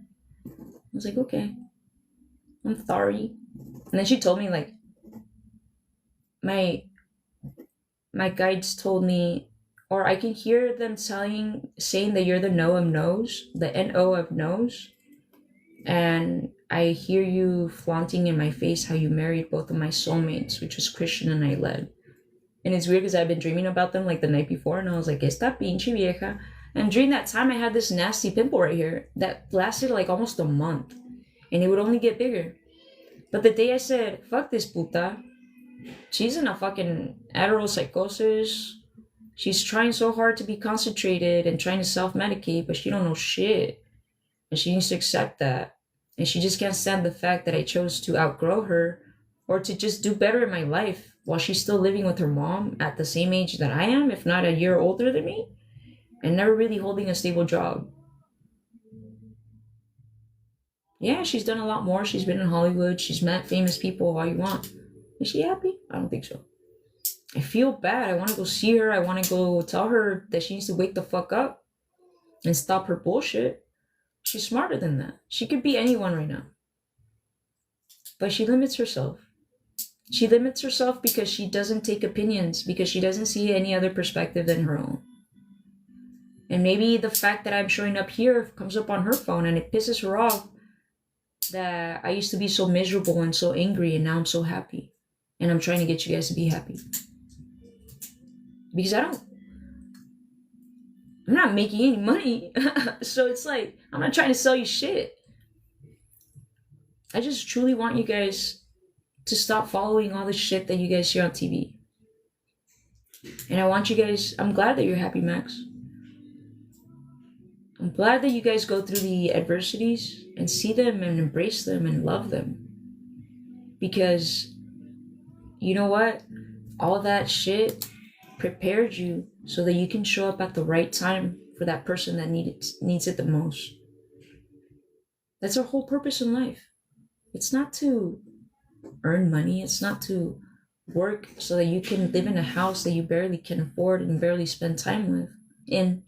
And that when you do spend time in that house and you rest, you feel guilty for resting because you gotta work so that you can afford to pay for everything that you have, right? So are you happy with all those material things? No, because I've been there. And now I just want to get rid of it all. Because it's a fucking clutter. People go shopping to fill that void or to feel happy for a second. To get that little high of joy. You know, I've always said that the devil's lettuce is actually very helpful. And lately, I've been hearing, when I started to wake up a little bit more, I started hearing that it actually creates a psychosis, right? Which is understandable because it makes you like extra focused, right? When you're already like a chaos in your mind. But on the files, it says that the reason why they're trying to prohibit it is because I've always believed that they caused this to me, but you're more aware, you ask more questions. What are those fucking crazy conversations that you have when you're, having a doobie with your friends? Aliens, right? But when you're drunk, you're easier to manipulate. It's easier for somebody to come from behind and stick it right into you and you wouldn't even know it until the next morning. You can't fight it off. So they want you drunk. Because you're going to ask questions. You're going to be paranoid if you're aware. And that's what the devil's lettuce does, right? It opens your eyes to the truth. It makes you feel more grounded if you're a chaos. I'm so happy for you, C-Stump. That's awesome, man. Honestly, I think that's why I never went into anything hard, because I know that I'm very obsessive. And I think that there's another version of me that is probably in jail because she murdered 3 people in my early 20s. Or is probably a druggie, like a legit crackhead. And it's crazy. We all go through like the humiliation of our persona of just being publicly humiliated and shamed. Many people talked a lot of shit about me. That was never true. And I always worried about it because if I liked someone, I didn't want them to know the bad stuff about me or the things that people thought about me. And I still felt like an idiot. And I was still being an idiot. And now that I'm like, God sent me to piss the world off. Hi, my name is what? My name is who? Chicky. Chia Slim Shady. I don't know. I thrive on that. That's what fuels me. I am fueled by other people's denial. Will I be sucked into their ignorance? No. Because you already know when you've hit the right buttons. that just your presence alone is triggering and it makes them react. You don't have to do much. You just have to level from afar and smile. Have you guys noticed that when somebody's angry and you just go and hug them, it pisses them off more because they're like, you're supposed to react to the same shit that I'm feeling. I'm gonna do that to somebody. When somebody's trying to hit me, I'll be like, well, take that. And I'm gonna hug them.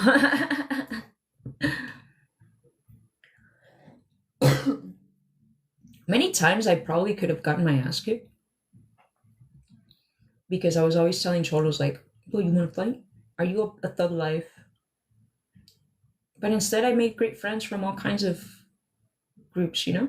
And maybe that's why I don't really see people. I see people for their experiences. I don't judge them. I think that the environment has a lot to do with it, like I said.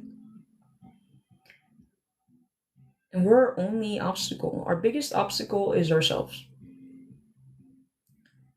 So whenever somebody goes in, this is the type of anger I would have.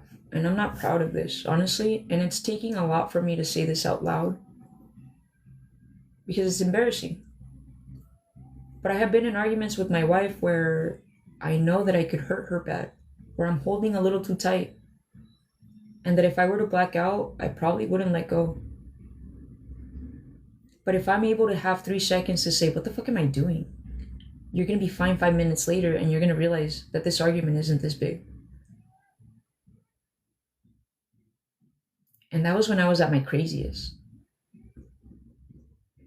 That's when I realized that I don't want to be that person. I don't want to end up in a situation that my impulsivity caused. Yeah.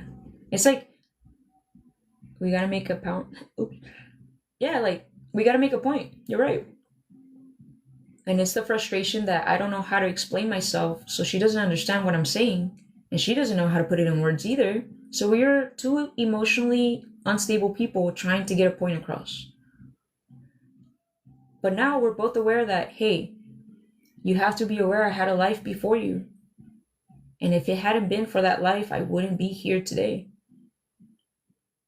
Because for a long time, my wife and I could talk about her past because she has kids. But my past was dark waters. I mean, how could I have ever loved somebody before me, before her? But I'm like, babe, think about it. I am confident where I'm at, so I am confident to say, okay, I can spend time on myself. But I don't do a lot of things because I'm also dependent of you. Sometimes I say I'm gonna go out, and even if you pry and whine or say that you want to go with me and I really want you to go, I say no. Because then I'm like, the second I'm outside the door, I get anxiety too because I'm used to doing everything with you. And I need to be able to not be used to doing that. Because what if one day you decide that you empower yourself and you don't want me anymore? That I'm not good enough for you? Or that you want to be loved a different way? I have to be able to be myself when you're not here. And that is, I'm like, for a long time she thought I was doing things against her.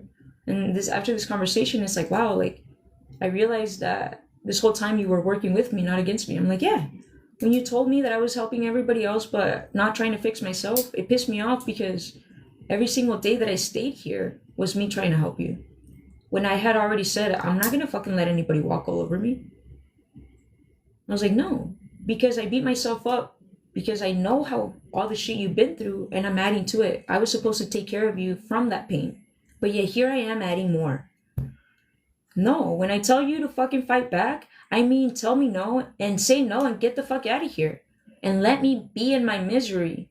Because I need to learn the words no, and you need to learn to say it out loud. Not just to me, but to yourself. And you need to learn that sometimes that anxiety is confidence. Mm-hmm. And I loved the face that she made because she was so mind blown. And the feeling that I had when we were having this conversation, it's like, no mama, it's like we broke the fucking code. Come at me, bitch. I don't give a fuck. My wife knows I love her. And so many times we have to over-explain and we get ourselves in deeper shit, right? That's me. I couldn't be in silence. I had to feel the silence and then I would make myself look like an idiot. It's okay to be a goofball. You gotta get them miles in, man. And nobody is responsible for your choices but yourself. Nobody. Nobody lives the outcomes of your decisions but yourself.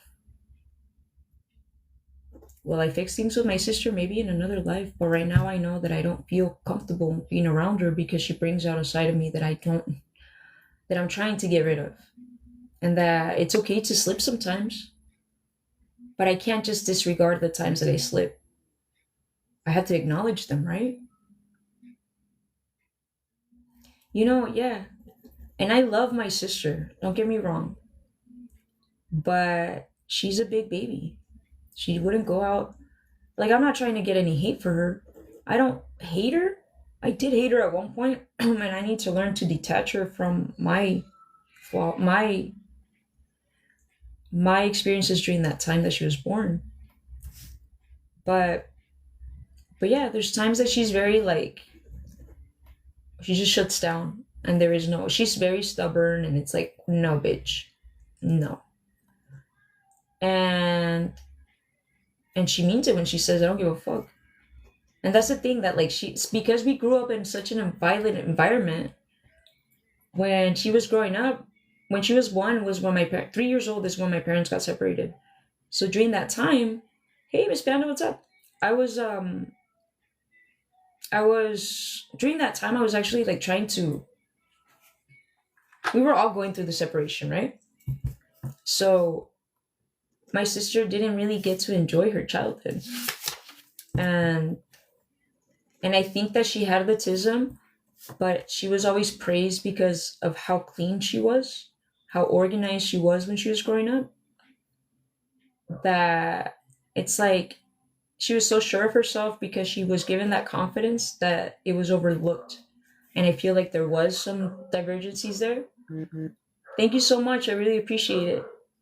Um, and I literally just found out about this right now. Like I just made connections, and I can't wait to tell my mom that her kid has autism too. No, no, seriously. But she ended up hanging out with me because she had a bunch of noise from that thing. And I was like, you see, mom, like you plan your life around her, but yet you couldn't even give me a solid, reasonable reason of why you left my house so early. I was like, you gotta understand, like, I'm trying to tell you why I behaved the way I did. I know I'm not the best person. I know that I failed you as a daughter many times and I disappointed you a lot of times and I said many things I didn't mean. But you need to understand, mom, that I was supposed to learn from you. And she said, you're right. And I guess you're right. I didn't know how to handle that. I didn't know how to do that because I thought you hated me. And I said, you know what, mom? And I did. I did hate you at one point. I hated you because you couldn't read me. But I didn't understand that that's how you were treated. And you were only doing what you knew. So do I hate you now? No. I understand you. And I'm glad that we're having this conversation and coming to an agreement. So how are we going to do this? You can't force me to love my sister. So I am still trying to be part of your life, but you can't make me feel. I was like, and you're never going to understand it until you start to see it from a third point of view, how you're setting me aside from your current life now. I was like, because yes, you're right. You tell me that I need to stop talking about the past because it already happened and I should stop living in the past. I have, mom, but you're not comfortable with the conversations yet. And you're the person that I should be able to talk to about this, right? So how come you're selective about the knowledge you want from me? I was like, you're stuck in a version of me. And you're never even taking the time. None of you guys that have an opinion about my current life have taken the time to see how I've changed. You think that everything I say is just my mind being out of space. No, it's not. I was like, everything I tell you, I could give you a recommendation to do this, to buy a house, whatever you want. And you won't believe it until you hear it from the neighbor, mom. And I can tell you the same exact word for word. You're gonna give me all the excuses in the book. One time I needed my mom to help me out because obviously I don't have a job right now, so I need to pay my rent. And I asked if she could loan me some money. Well, because my sister had loaned me some money back in the day, and I wasn't able to pay like a month or two, but I paid it off. My mom had this mentality of, and the worst part is that she got my hopes up and then she came back and then she was like, oh, she started giving me all the excuses in the book why she couldn't. And I was like, then why are you here? At that point, I couldn't even ask. I was like, why are you here? Why are you telling me you're worried? Why are you telling me you're going to help me? And then when it's about to, you're like, ay, siempre no. I was like, I need solutions. I don't need more worries. I don't need more reasons as to why. If you can't, then you can't. Later on, once I solve my shit, we'll talk about it. I don't hold any resentment. But don't try to make me feel like shit for needing your help. Because it's already shitty feeling. Because the fact that I've never had to ask for help and I was the one helping everybody and their mama was already big enough, okay? People lived with me and I didn't charge them because I wanted them to have opportunities that I didn't have.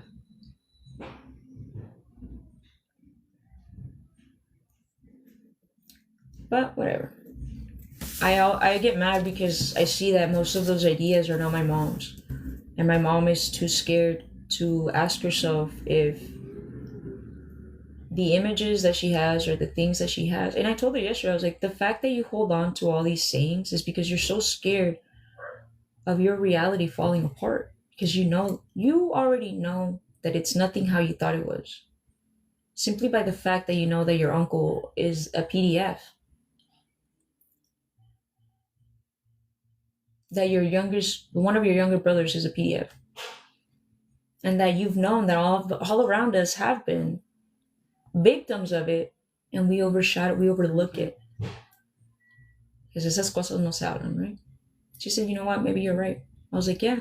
So you allow yourself to be uncomfortable, and you allow yourself to show up short for your daughter and make her feel like she's not important. Like if she already went through it, then why do we all have to deal with it, right? I was like, you need to see yourself from how I receive you, how you're showing up for me. Right. I'm tired of the shame. You need to live in shame because you're the one that acted against me. I just didn't react at the moment. Or I didn't know how to react at the moment. But now I do. And you better be ready. And that's why they say the truth is always going to come out. All you people that have gone through horrible situations, you are that bridge, you're that connection between another person going through the same connection into the path that you're currently at. You are that person that you needed before you made that decision. The person that you had to be for yourself, and that some people can't. Some people need guidance. That's where you come into place. That's where your decisions come into place. That's where your cue is. That's the role that we play. That's the purpose of our whole life, is to help each other wake up from this fucking nightmare, right? People see you how you want them to see you. If you feel like you're a badass, exactly, and be okay to let go. Hold on to the beautiful memories that they offer. And be happy that you're not that version anymore. That if it wasn't for that person, you wouldn't be this far. That's why that's what I was telling my wife. I was like, I can talk to some of my exes and not have any issue with it because I've made peace with myself. I knew what version I was there. So you know what? Ni modo. I behaved a certain way. I was that person. So that was the consequences. And you know what? That was part of the whole play. Now we're back here. Hey, I played my character now. How's it going, man? I'm all right. I'll remember the situation. Yeah. You know what? We weren't there. Ni modo. But thank you for teaching me this. No. You're the one that feels like you weren't enough. So because you feel like you weren't enough, you're going to take it off on your baby daddy. And then your baby kid is the one that's feeling the pain. He doesn't know all your shit you're carrying. He doesn't understand half of it. I'm 36. I'm 36. I've just been observant. All that hypervigilance has to come to good use. Autistic people are too in tune with their knowledge. They're very aware of, they're very sure. And that's why they get frustrated when they can't communicate properly because they know they're right and they are right. I've just decided to we all have a choice. I could have been a druggie. There's many things that have happened to me to have fallen off track, but I thrive out of proving people wrong. So I made that my mission. I had a boss that used to talk shit about me behind my back, literally, because I could see her reflection. I was sitting like right here and she was like behind me. And I could see her talking shit about me right after she told me it was okay. And I would be like smiling and I'm like, okay. She thinks I can't do this? Well, I'm gonna be the nicest motherfucker and the most loving person ever, baby. And sure enough, that whole week, people would be like, I wish everybody, can I just have you every time? You should get a raise. You're amazing. In a place that doesn't normally receive that kind of fucking shit. Where people that normally come in and be assholes leave with a fucking homie from court, you know? I went and I lit up some lights over there because it was a little gloomy. And it felt good. It felt good to be able to say, hey, you know what? I'm smart enough or I'm mature enough to say, I heard you talking or I saw you talking shit, because I did get to say that. And I said, and thank you. Thank you, because if it hadn't been for you talking shit about me behind my back, literally, I wouldn't be this happy today. She didn't know how to take it. I understand. And I wasn't being sarcastic. I was legit being grateful. I've had 3 divorces. Oh no, 2. 2. 3 marriages, 2 divorces. And I've been humiliated many times. I don't want to be like that. I don't want to be that version anymore. And I don't want you guys to ever feel like you're not enough, because you are enough. It's that person that is making you feel that way that is not. And people are lessons. We just hold on to the comfort of the pain and being the victim that needs care for. You know how draining it is to care for others? That's why people get tired of you being in your misery. That's not a fun person. I don't want to fucking try to fix someone. Go fix yourself, bro. I already did my work. You can't help an addict unless they really want to recover. And it's like we're all addicted to the bad life. And we know inside our gut that it's not where we should be, but we're too much of pussies to make a move, right? Not me. Not today, Satan. They said I wasn't gonna be shit. Well, I'm gonna be the shit.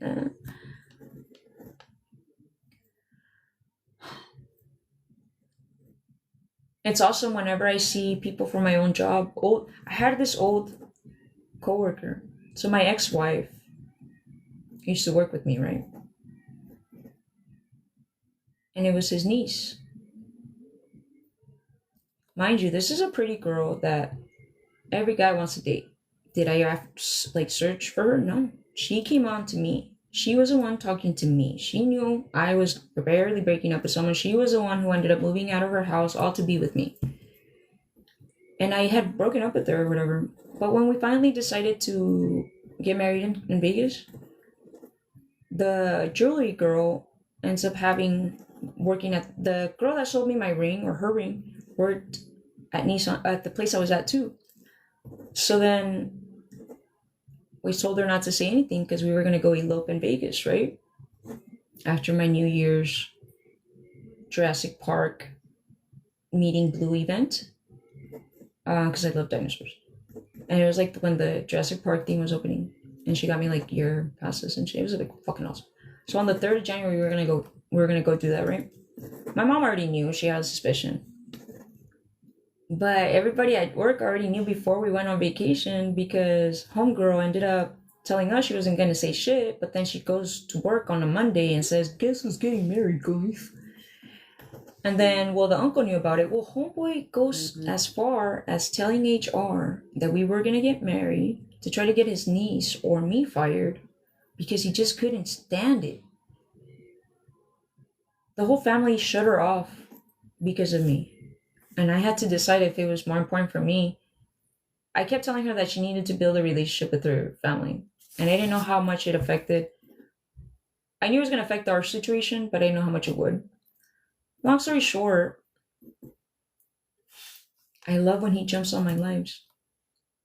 I can see that he sees all my shit. He has me as a contact. He checks all my fucking updates. He doesn't add me, but he's snooping. And that's why I say there's people that create fake accounts. I appreciate it, honestly. I hope that he's doing something good for his family and that it's not just to throw hate.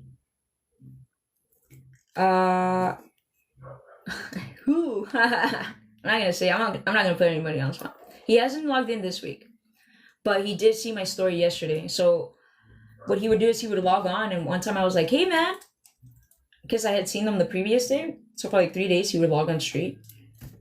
But because he noticed after I said hello, I think he's just watching from the outside.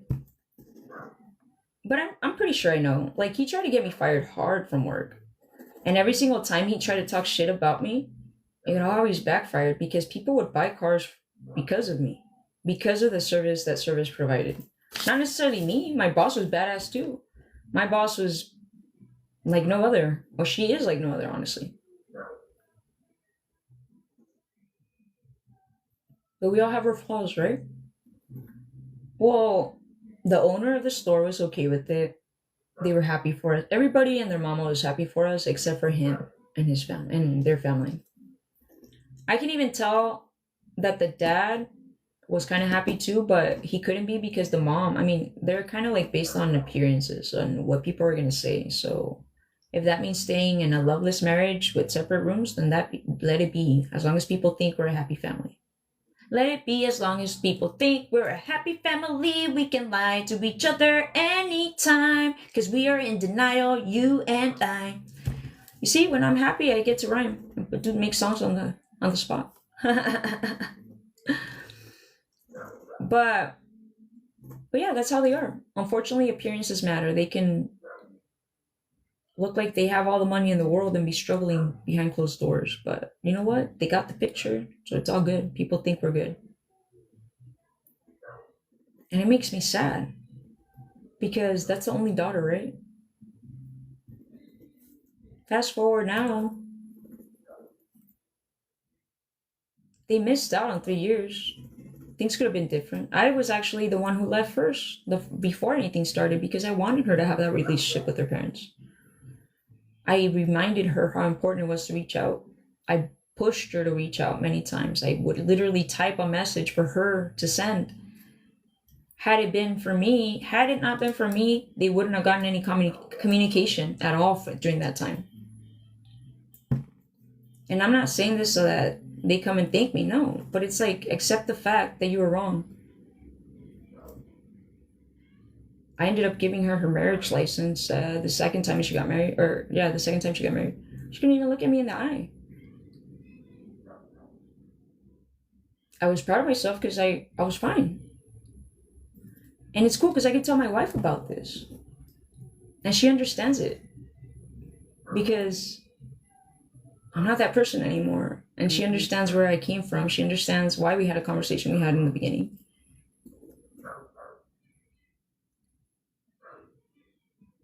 Why do we always have to show our anger or display our anger or something else? I think we should all have, like, instead of therapy where you have to go and pay, you gotta sing a song before you fucking vent. Sing a song, break a plate, punch a bag, kick some ass. I don't know.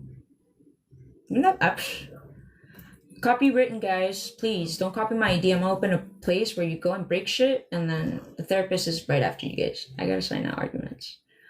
Max, I appreciate you being here so long. I really do. You're amazing, Max. You guys think I'm gonna forget about you guys, but I'm not. I'm making a list, and I'm gonna check it twice.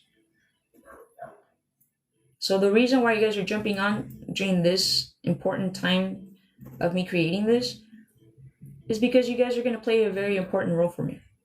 I can assure you that. There is no coincidence. Whether it's today, tomorrow, or in the future. Yep. I'm going to be your Santa Claus, guys. I got you, boo. I got you, baby birds. I'll feed you. No, but it's true. Why? Because we all have something in common. We all believe in something.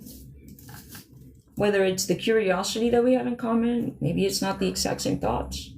But you know you got to move. You know you got to do something, right? Did you want to jump on to Panda? Miss Panda? Miss Manda Panda?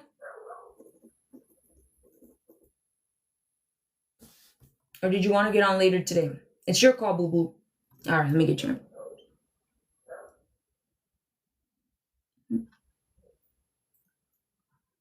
Bum, bum, bum. All right. So, guys, if you guys want to jump on one of my lives, like, just let me know and we'll get this rolling. How's it going? It's going pretty good. Yeah. Yep, sitting outside trying to get some sunshine. Where you said Cause you were in Georgia? no, Oklahoma City. Oklahoma. Okay. It's because you see, yesterday somebody told me Georgia, Oklahoma, was it Virginia? I think, or I don't know. But you were talking about something really interesting yesterday. You were talking about your past lives, and that was something that I was really intrigued with. Yeah, Can you tell me more I, about that? yeah. I've had what they call past life regression therapy, and basically, it's kind of like hypnosis. They only put you under so far, and then basically the memories that come flooding in, you talk about it, they record it, all of that, and I was signed up for 4 sessions, but the last 3 sessions I wasn't able to make it back to Tulsa, Oklahoma, Okay. which is like an hour and 45 minutes away from me. And so I didn't get to have the rest of my therapy, but the first session I found out about my fourth and seventh lifetimes. And And how's that experience? I'm sorry. um, it's actually a very eye-opening experience because it explains a lot. It helps explain a lot. Like, you know, each life makes you the person you are in your current timeline. Because it helps with wisdom. You have wisdom about things that you don't really know about, but when you start researching or something, you're like, you know what? I did know that. And That uh, happens a lot. yeah, deja vu is it is like you said, it's like two timelines that are crossing each other. So you really have been there before. That's the reason why it seems so familiar. Right. And so yeah, I deja vu all the time. I they know she knew that I had lived very many lives because I've been around. She suspected since Egyptian times. Oh wow, that's so cool. Yeah. And that was actually the lifetime that she was trying to get me to revert back to, but we couldn't quite get there. The fourth one was as early as I could remember. Wow. And But if you don't mind me asking, sorry to interrupt. If you don't mind me asking, when you started to do this, are you aware during the hypnosis or until you like how is it that you remember or you live it? Or is it while you hear yourself? all your memories are stored in a memory bank in your brain, because your soul is what transitions. It's not the physical form, and it's not the brain or anything like that, but it's your soul that transitions. And your soul goes from lifetime to lifetime, and that's how you end up with things like deja vu.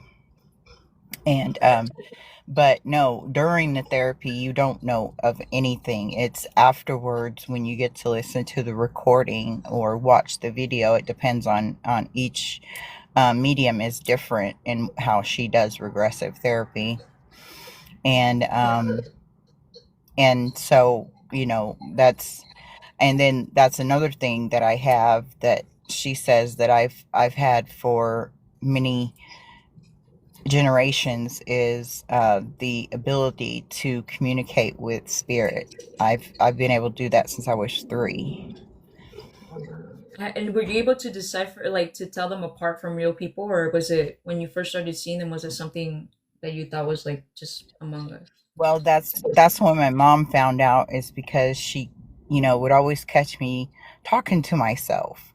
And she, out of curiosity, because she's got the gift, my grandmother, her mother had the gift. And she just out of curiosity asked me one day, "Who are you talking to?" And I said a name. I don't remember the name, but I said a name. And she was like, "And who is that?" And that's when I explained, everything that had happened to them, and how this and that and everything. And she knew then that I was definitely had the gift. That is so cool.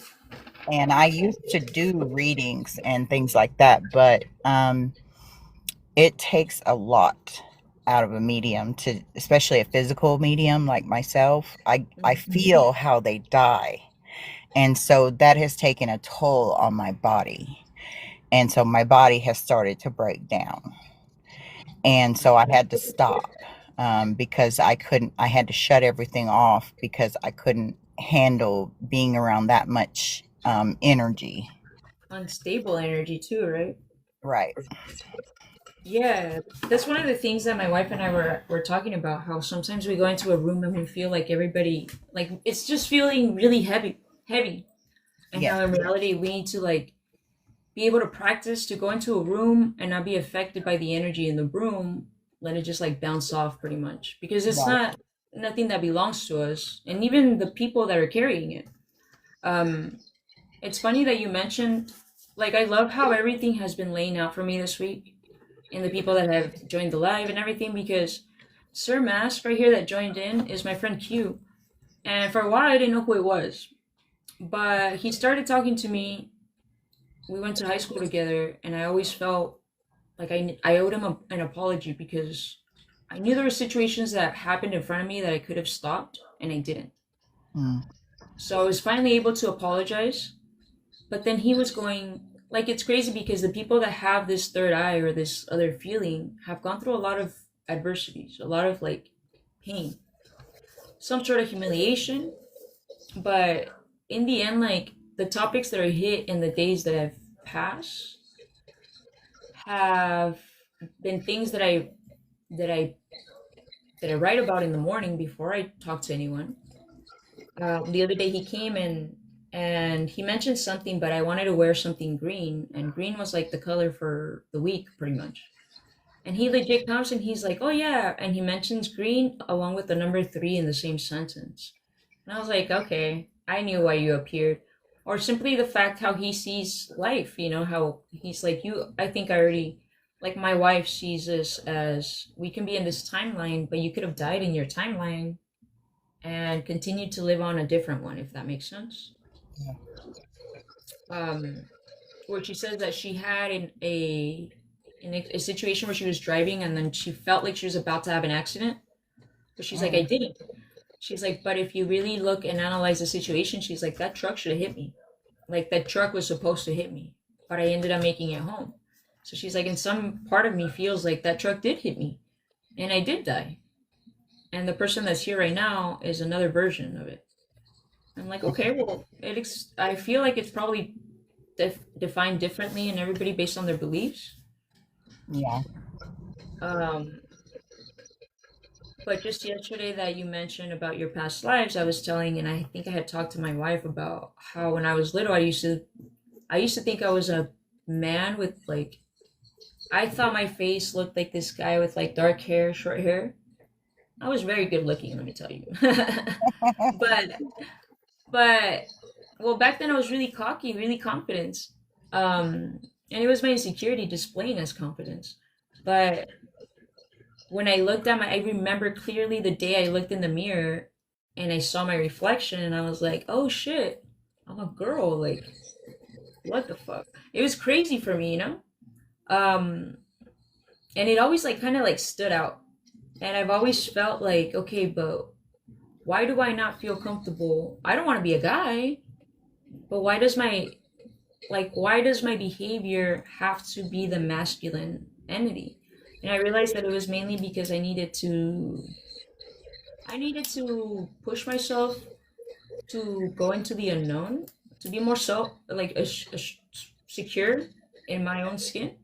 That Yeah. now that I overcame that, I'm like your white girl wasted type of girl, you know? And it's like I was even considering like, man, I think I'm gonna take a picture in like a girl dress, because I haven't even worn a dress since like 2020, no, 2010, I think. So I don't even know how I look like dressed like a girl, but I noticed it when I had my hair long, longer than this, and then I cut it. I felt really uncomfortable because I was like, I don't want to look like a boy. I like looking like somebody that you don't know if it's a boy or girl. Yeah, But it's so awesome. Like, androgyny. yeah, and I love that you've experienced and that you're able to share this with us because I've always been curious of that. Like I'm really attracted, or it's like very nostalgic to me, like the Prohibition era in Boston, New York, um, and also like the Renaissance era.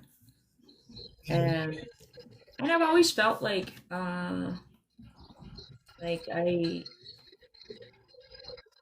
like maybe I need to learn independent skills because I've always felt like everything has been given to me or I've always had it too easy. Like I've always been on top or started on top that I didn't know the worth of the struggle. I get that. I do. I'm sorry? I'm learning what it's like to struggle now, but Right. I grew up in a fairly well-to-do family, and I never had to struggle for anything. And so now I'm 46, going on 47, and for the first time in my life, I'm learning what it's like to really struggle. Right. And it's like reality that we can't overlook sometimes, but that we don't realize that it's there because we are so comfortable where we're at that we don't realize that there's a lot left to learn. We think that we know it all sometimes, right? Yeah. Thank you so much. Honestly, I really appreciate you jumping on. Is there anything you wanted to add? Anything else you want to share with it? Um, Not at this moment, no. You I'll know come what? back and talk to you Yeah, sometime. honestly, like let this be an invitation to you, and to anybody else. If you guys want to jump in, like I'll probably mumble jumble a little bit, but I'm definitely gonna have you guys. I want you guys to interact because my goal here is to make you guys feel comfortable about the odd things that happen to us. Because Yeah. there's things like yeah, there's things like I was telling my wife like there's things that have happened to me that are not normal that I haven't said because we're too scared of what people are gonna think of us. But at this point, I'd rather be crazy than sane, right?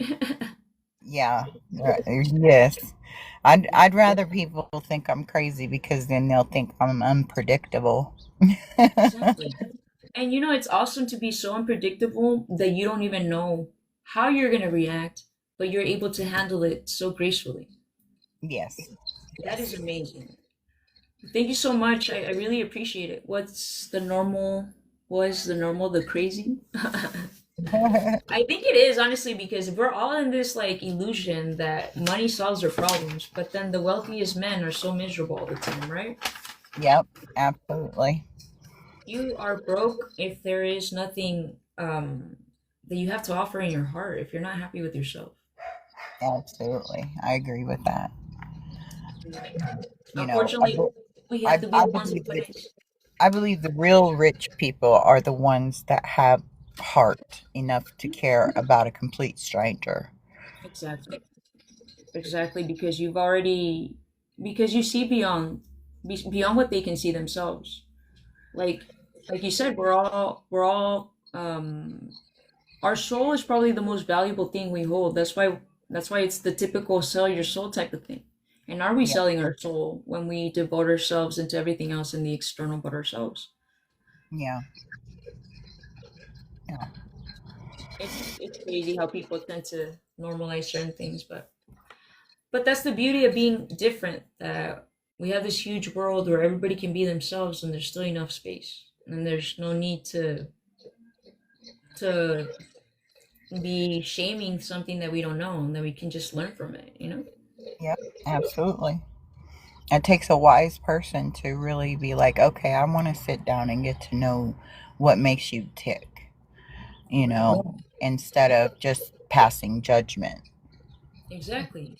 Like you can't have an opinion if you yourself haven't been in those shoes. Because Absolutely. a lot of drug addicts only want it's insane. There's like a lot of documentaries that I'm stuck on. But I saw a commercial of one where there's like people that continue going through the prison system, right? In and out, in and out. And the dad is really annoyed. He's like, I'm tired, I'm done, I'm not gonna keep bailing you out. And the son, in all his addictions, is crying to him and telling him, I just wanted your approval. This whole time I just need you. He's telling him what he needs. Look, I got chills. And the dad is still in denial of like, well, you just don't want to help yourself. Sir, he needs a fucking hug. That's all he's been wanting. Yeah. Sometimes it's not even the material things, but we're too ashamed to show or to accept how we showed up in other people's lives. And sometimes that's all someone needs. It's just a hug, just some compassion, some understanding. And then their life will be right as rain again.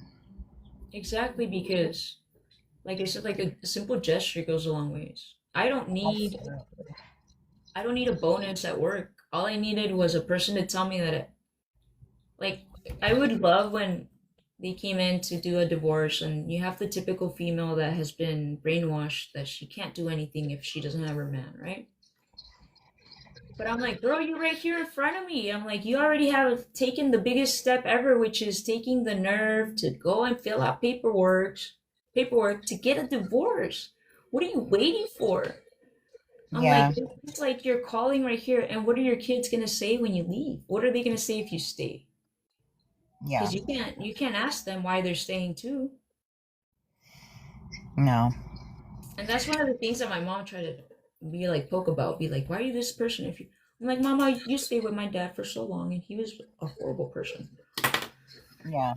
See, that's like my parents. Neither one of my parents are horrible people. They just together were miserable. Exactly. And I being the baby, got the brunt end of it because I was the one that was at home. You were the one that got to see everybody's side of the story, everybody's anger, right? Yeah, yeah. And when my father got married for the third time, to this Filipino woman, she made him so happy. I was getting to know a man I never knew for over 40 years. And he was a beautiful human being and so smart and an upstanding person. And I sat back and I really looked and examined my childhood, and I told my parents, I said, y'all were really miserable together. And I felt it. The most of the time, I felt it. I said, I don't know if y'all felt it, but I know I sure did. And I said, and that's the reason why I had so many bad relationships until now. I'm married for the first time in my life. We just got married in October. Oh, And congratulations. thank you. And she's like the best thing ever happened to me. And Okay. yeah, it took me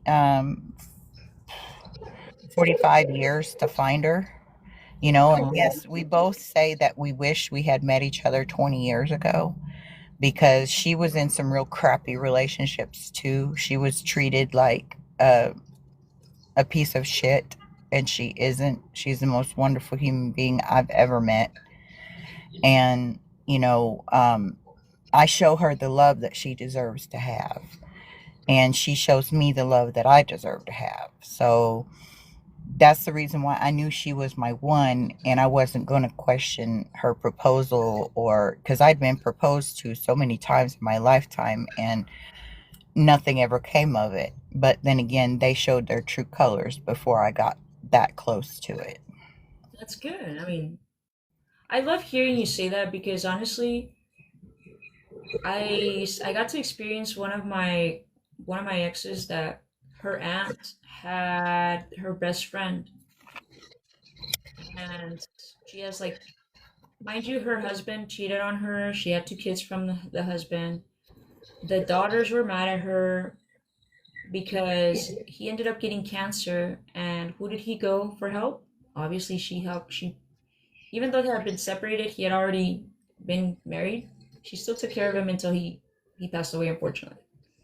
Um, but that during that whole time, she had a friend. She's a very successful person in Mexico, but she had a friend, a best friend that she had that was like the head of the hospital or whatever. That I guess they had gotten into a disagreement, right? Hmm. And she didn't. She had never questioned her sexuality. It had never crossed her mind, but she couldn't understand why she was so disappointed and depressed, and why it bothered her so much that she wasn't talking to her best friend. And they had been friends for way longer than I can even imagine.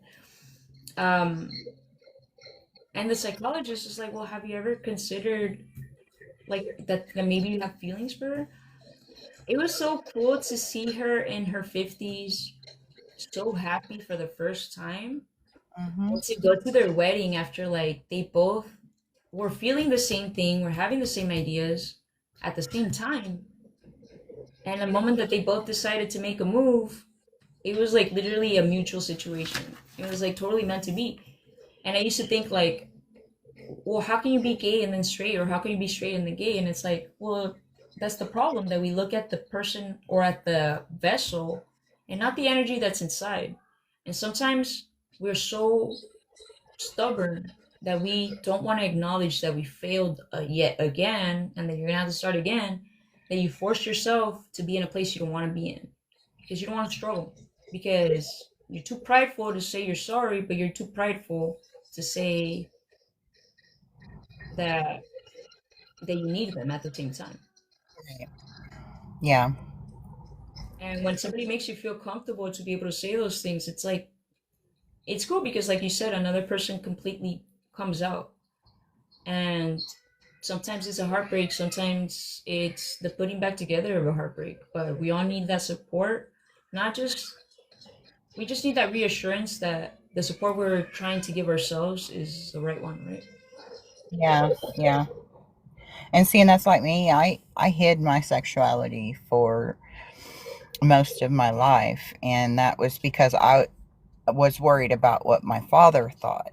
And when I brought Bryn home for the first time, and I introduced her as my girlfriend and everything else, and I just straight out told him, I said, Dad, I'm gay. I said, I always have been. And he goes, I know. I'm like, Jesus Christ, why couldn't you have said something like 30 years ago? It's like, dude, I missed out. No, Because my, but you my know, mom had known. My mom had known my whole life. She'd known because I told, well, almost my whole life. I told her, I came out to her when I was 18, but me and my mom are really close. And I just told her, I said, I'm afraid of what dad will think, because my dad was born and raised in Mississippi, and he was conservative and Republican and all of that jazz. And so, and an educated man and everything. So I just thought, you know, he'll disown me, and I wasn't ready for that. And so I wasn't going to hide it anymore because I was happy and I was me. I was finally able to be me. right? That's Um, awesome. yeah. You know, it's crazy. Sometimes we hide ourselves from that. My mom used to make comments. She used to work at this restaurant. She used to say like, ah, I saw this. She would never say anything about gay guys, but she would always say, "There's this lesbian that came in with her shaved head, her little fade, and that girl with the big boobs that's all girly." And I felt like she was saying it on purpose, because that's how she saw me. Because I felt like exposed, you know.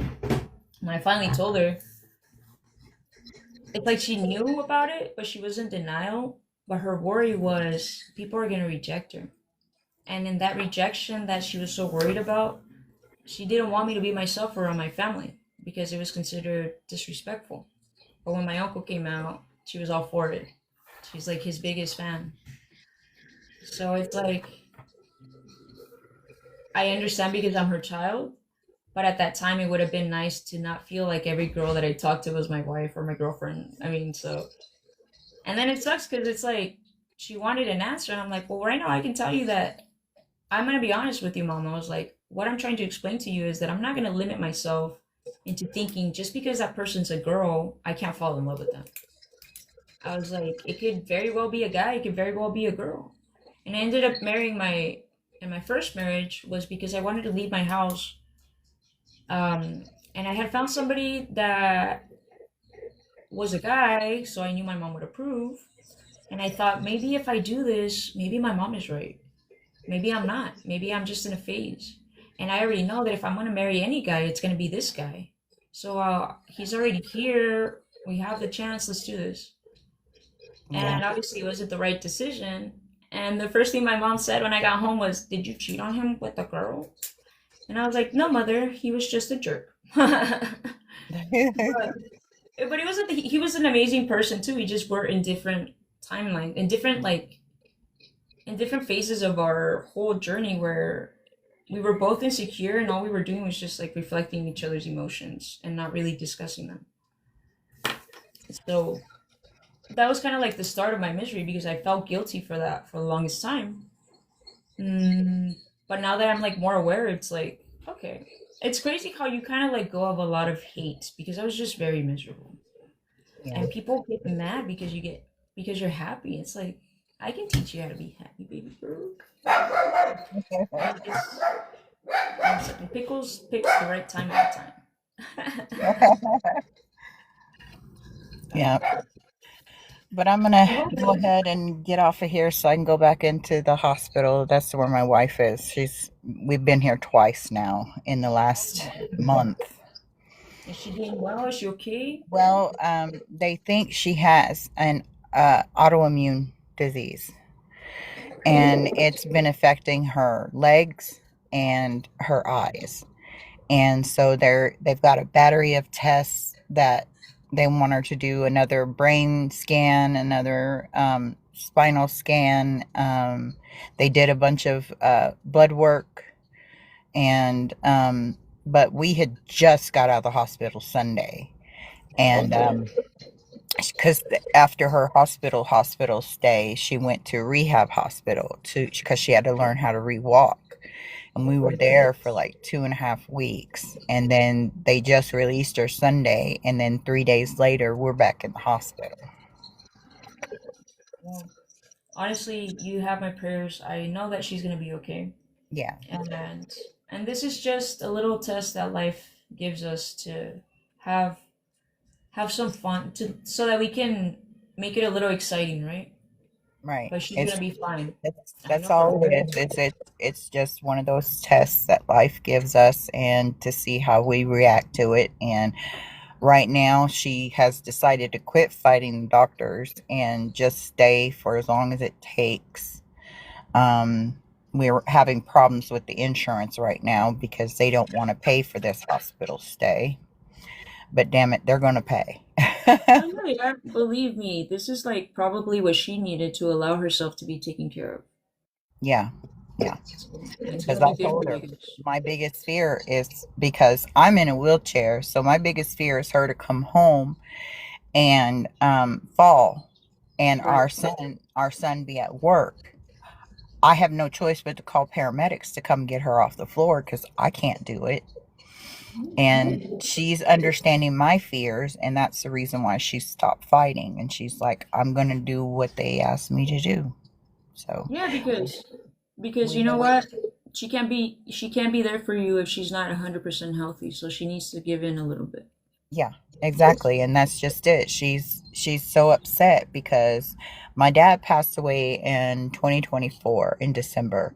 Um, he had bladder cancer, and he she promised him she would take care of me, that she would make sure I was always taken care of. Well, now she feels like she's gone back on that promise. I said, no. I said, it's not like that. I said, you want to take care of me. That's what counts. That's what matters. And so you're fighting for yourself right now. Yeah, she has to be healthy in order to be able to keep her promise. So, Exactly. in order to care for others, she needs to learn how to be taken care of. Yep, exactly. I'm really happy that you guys found each other, and I'm really happy I have met you and for you to have jumped in on here. I hope that you guys are home by the weekend because that's how it's going to be. And whenever you want to jump in, you let me know. Okay, I will. Thank Okay. you. Thank you. Bye. Bye. Well, guys, that was Manda Panda. We just met yesterday, so that's freaking awesome. And anytime that you guys want to share anything, I'm all for it, guys. Because you know what? We're all going through it at the end of the day. We're all human. we make mistakes. Just because you're working on yourself and you have a setback one day doesn't mean that you're a failure. Rome wasn't built in one day. And remember Cardi B. Cardi B is a badass bitch who had two motherfuckers that had the bag, but they were too stupid that they fumbled it. And now she had to show them who the fuck she was, and she's showing them who the fuck she is, and they're staying quiet. Nobody has shit to say because she's still a good person. She's not even on the fucking list, guys. Remember that. And like she said, guys, always give thanks for being the baddest bitch alive. You're a cute fucking aura, a fucking vibe. I love you guys. Go get some lunch. Be safe. I'm sorry I was late. I will jump in later today at 7. I'm gonna be a little bit later today since I jumped in an hour late today. So I hope you guys bring in any questions that you guys have, anything that you guys want to share. Just let me know. Send me a message before then, and yeah, whatever you guys want to bring to the table, I'm open for it. Let's do this. And you know what? Fuck them haters, because haters gonna hate, but you are gonna be okay. So yes, I love you. Boo boo.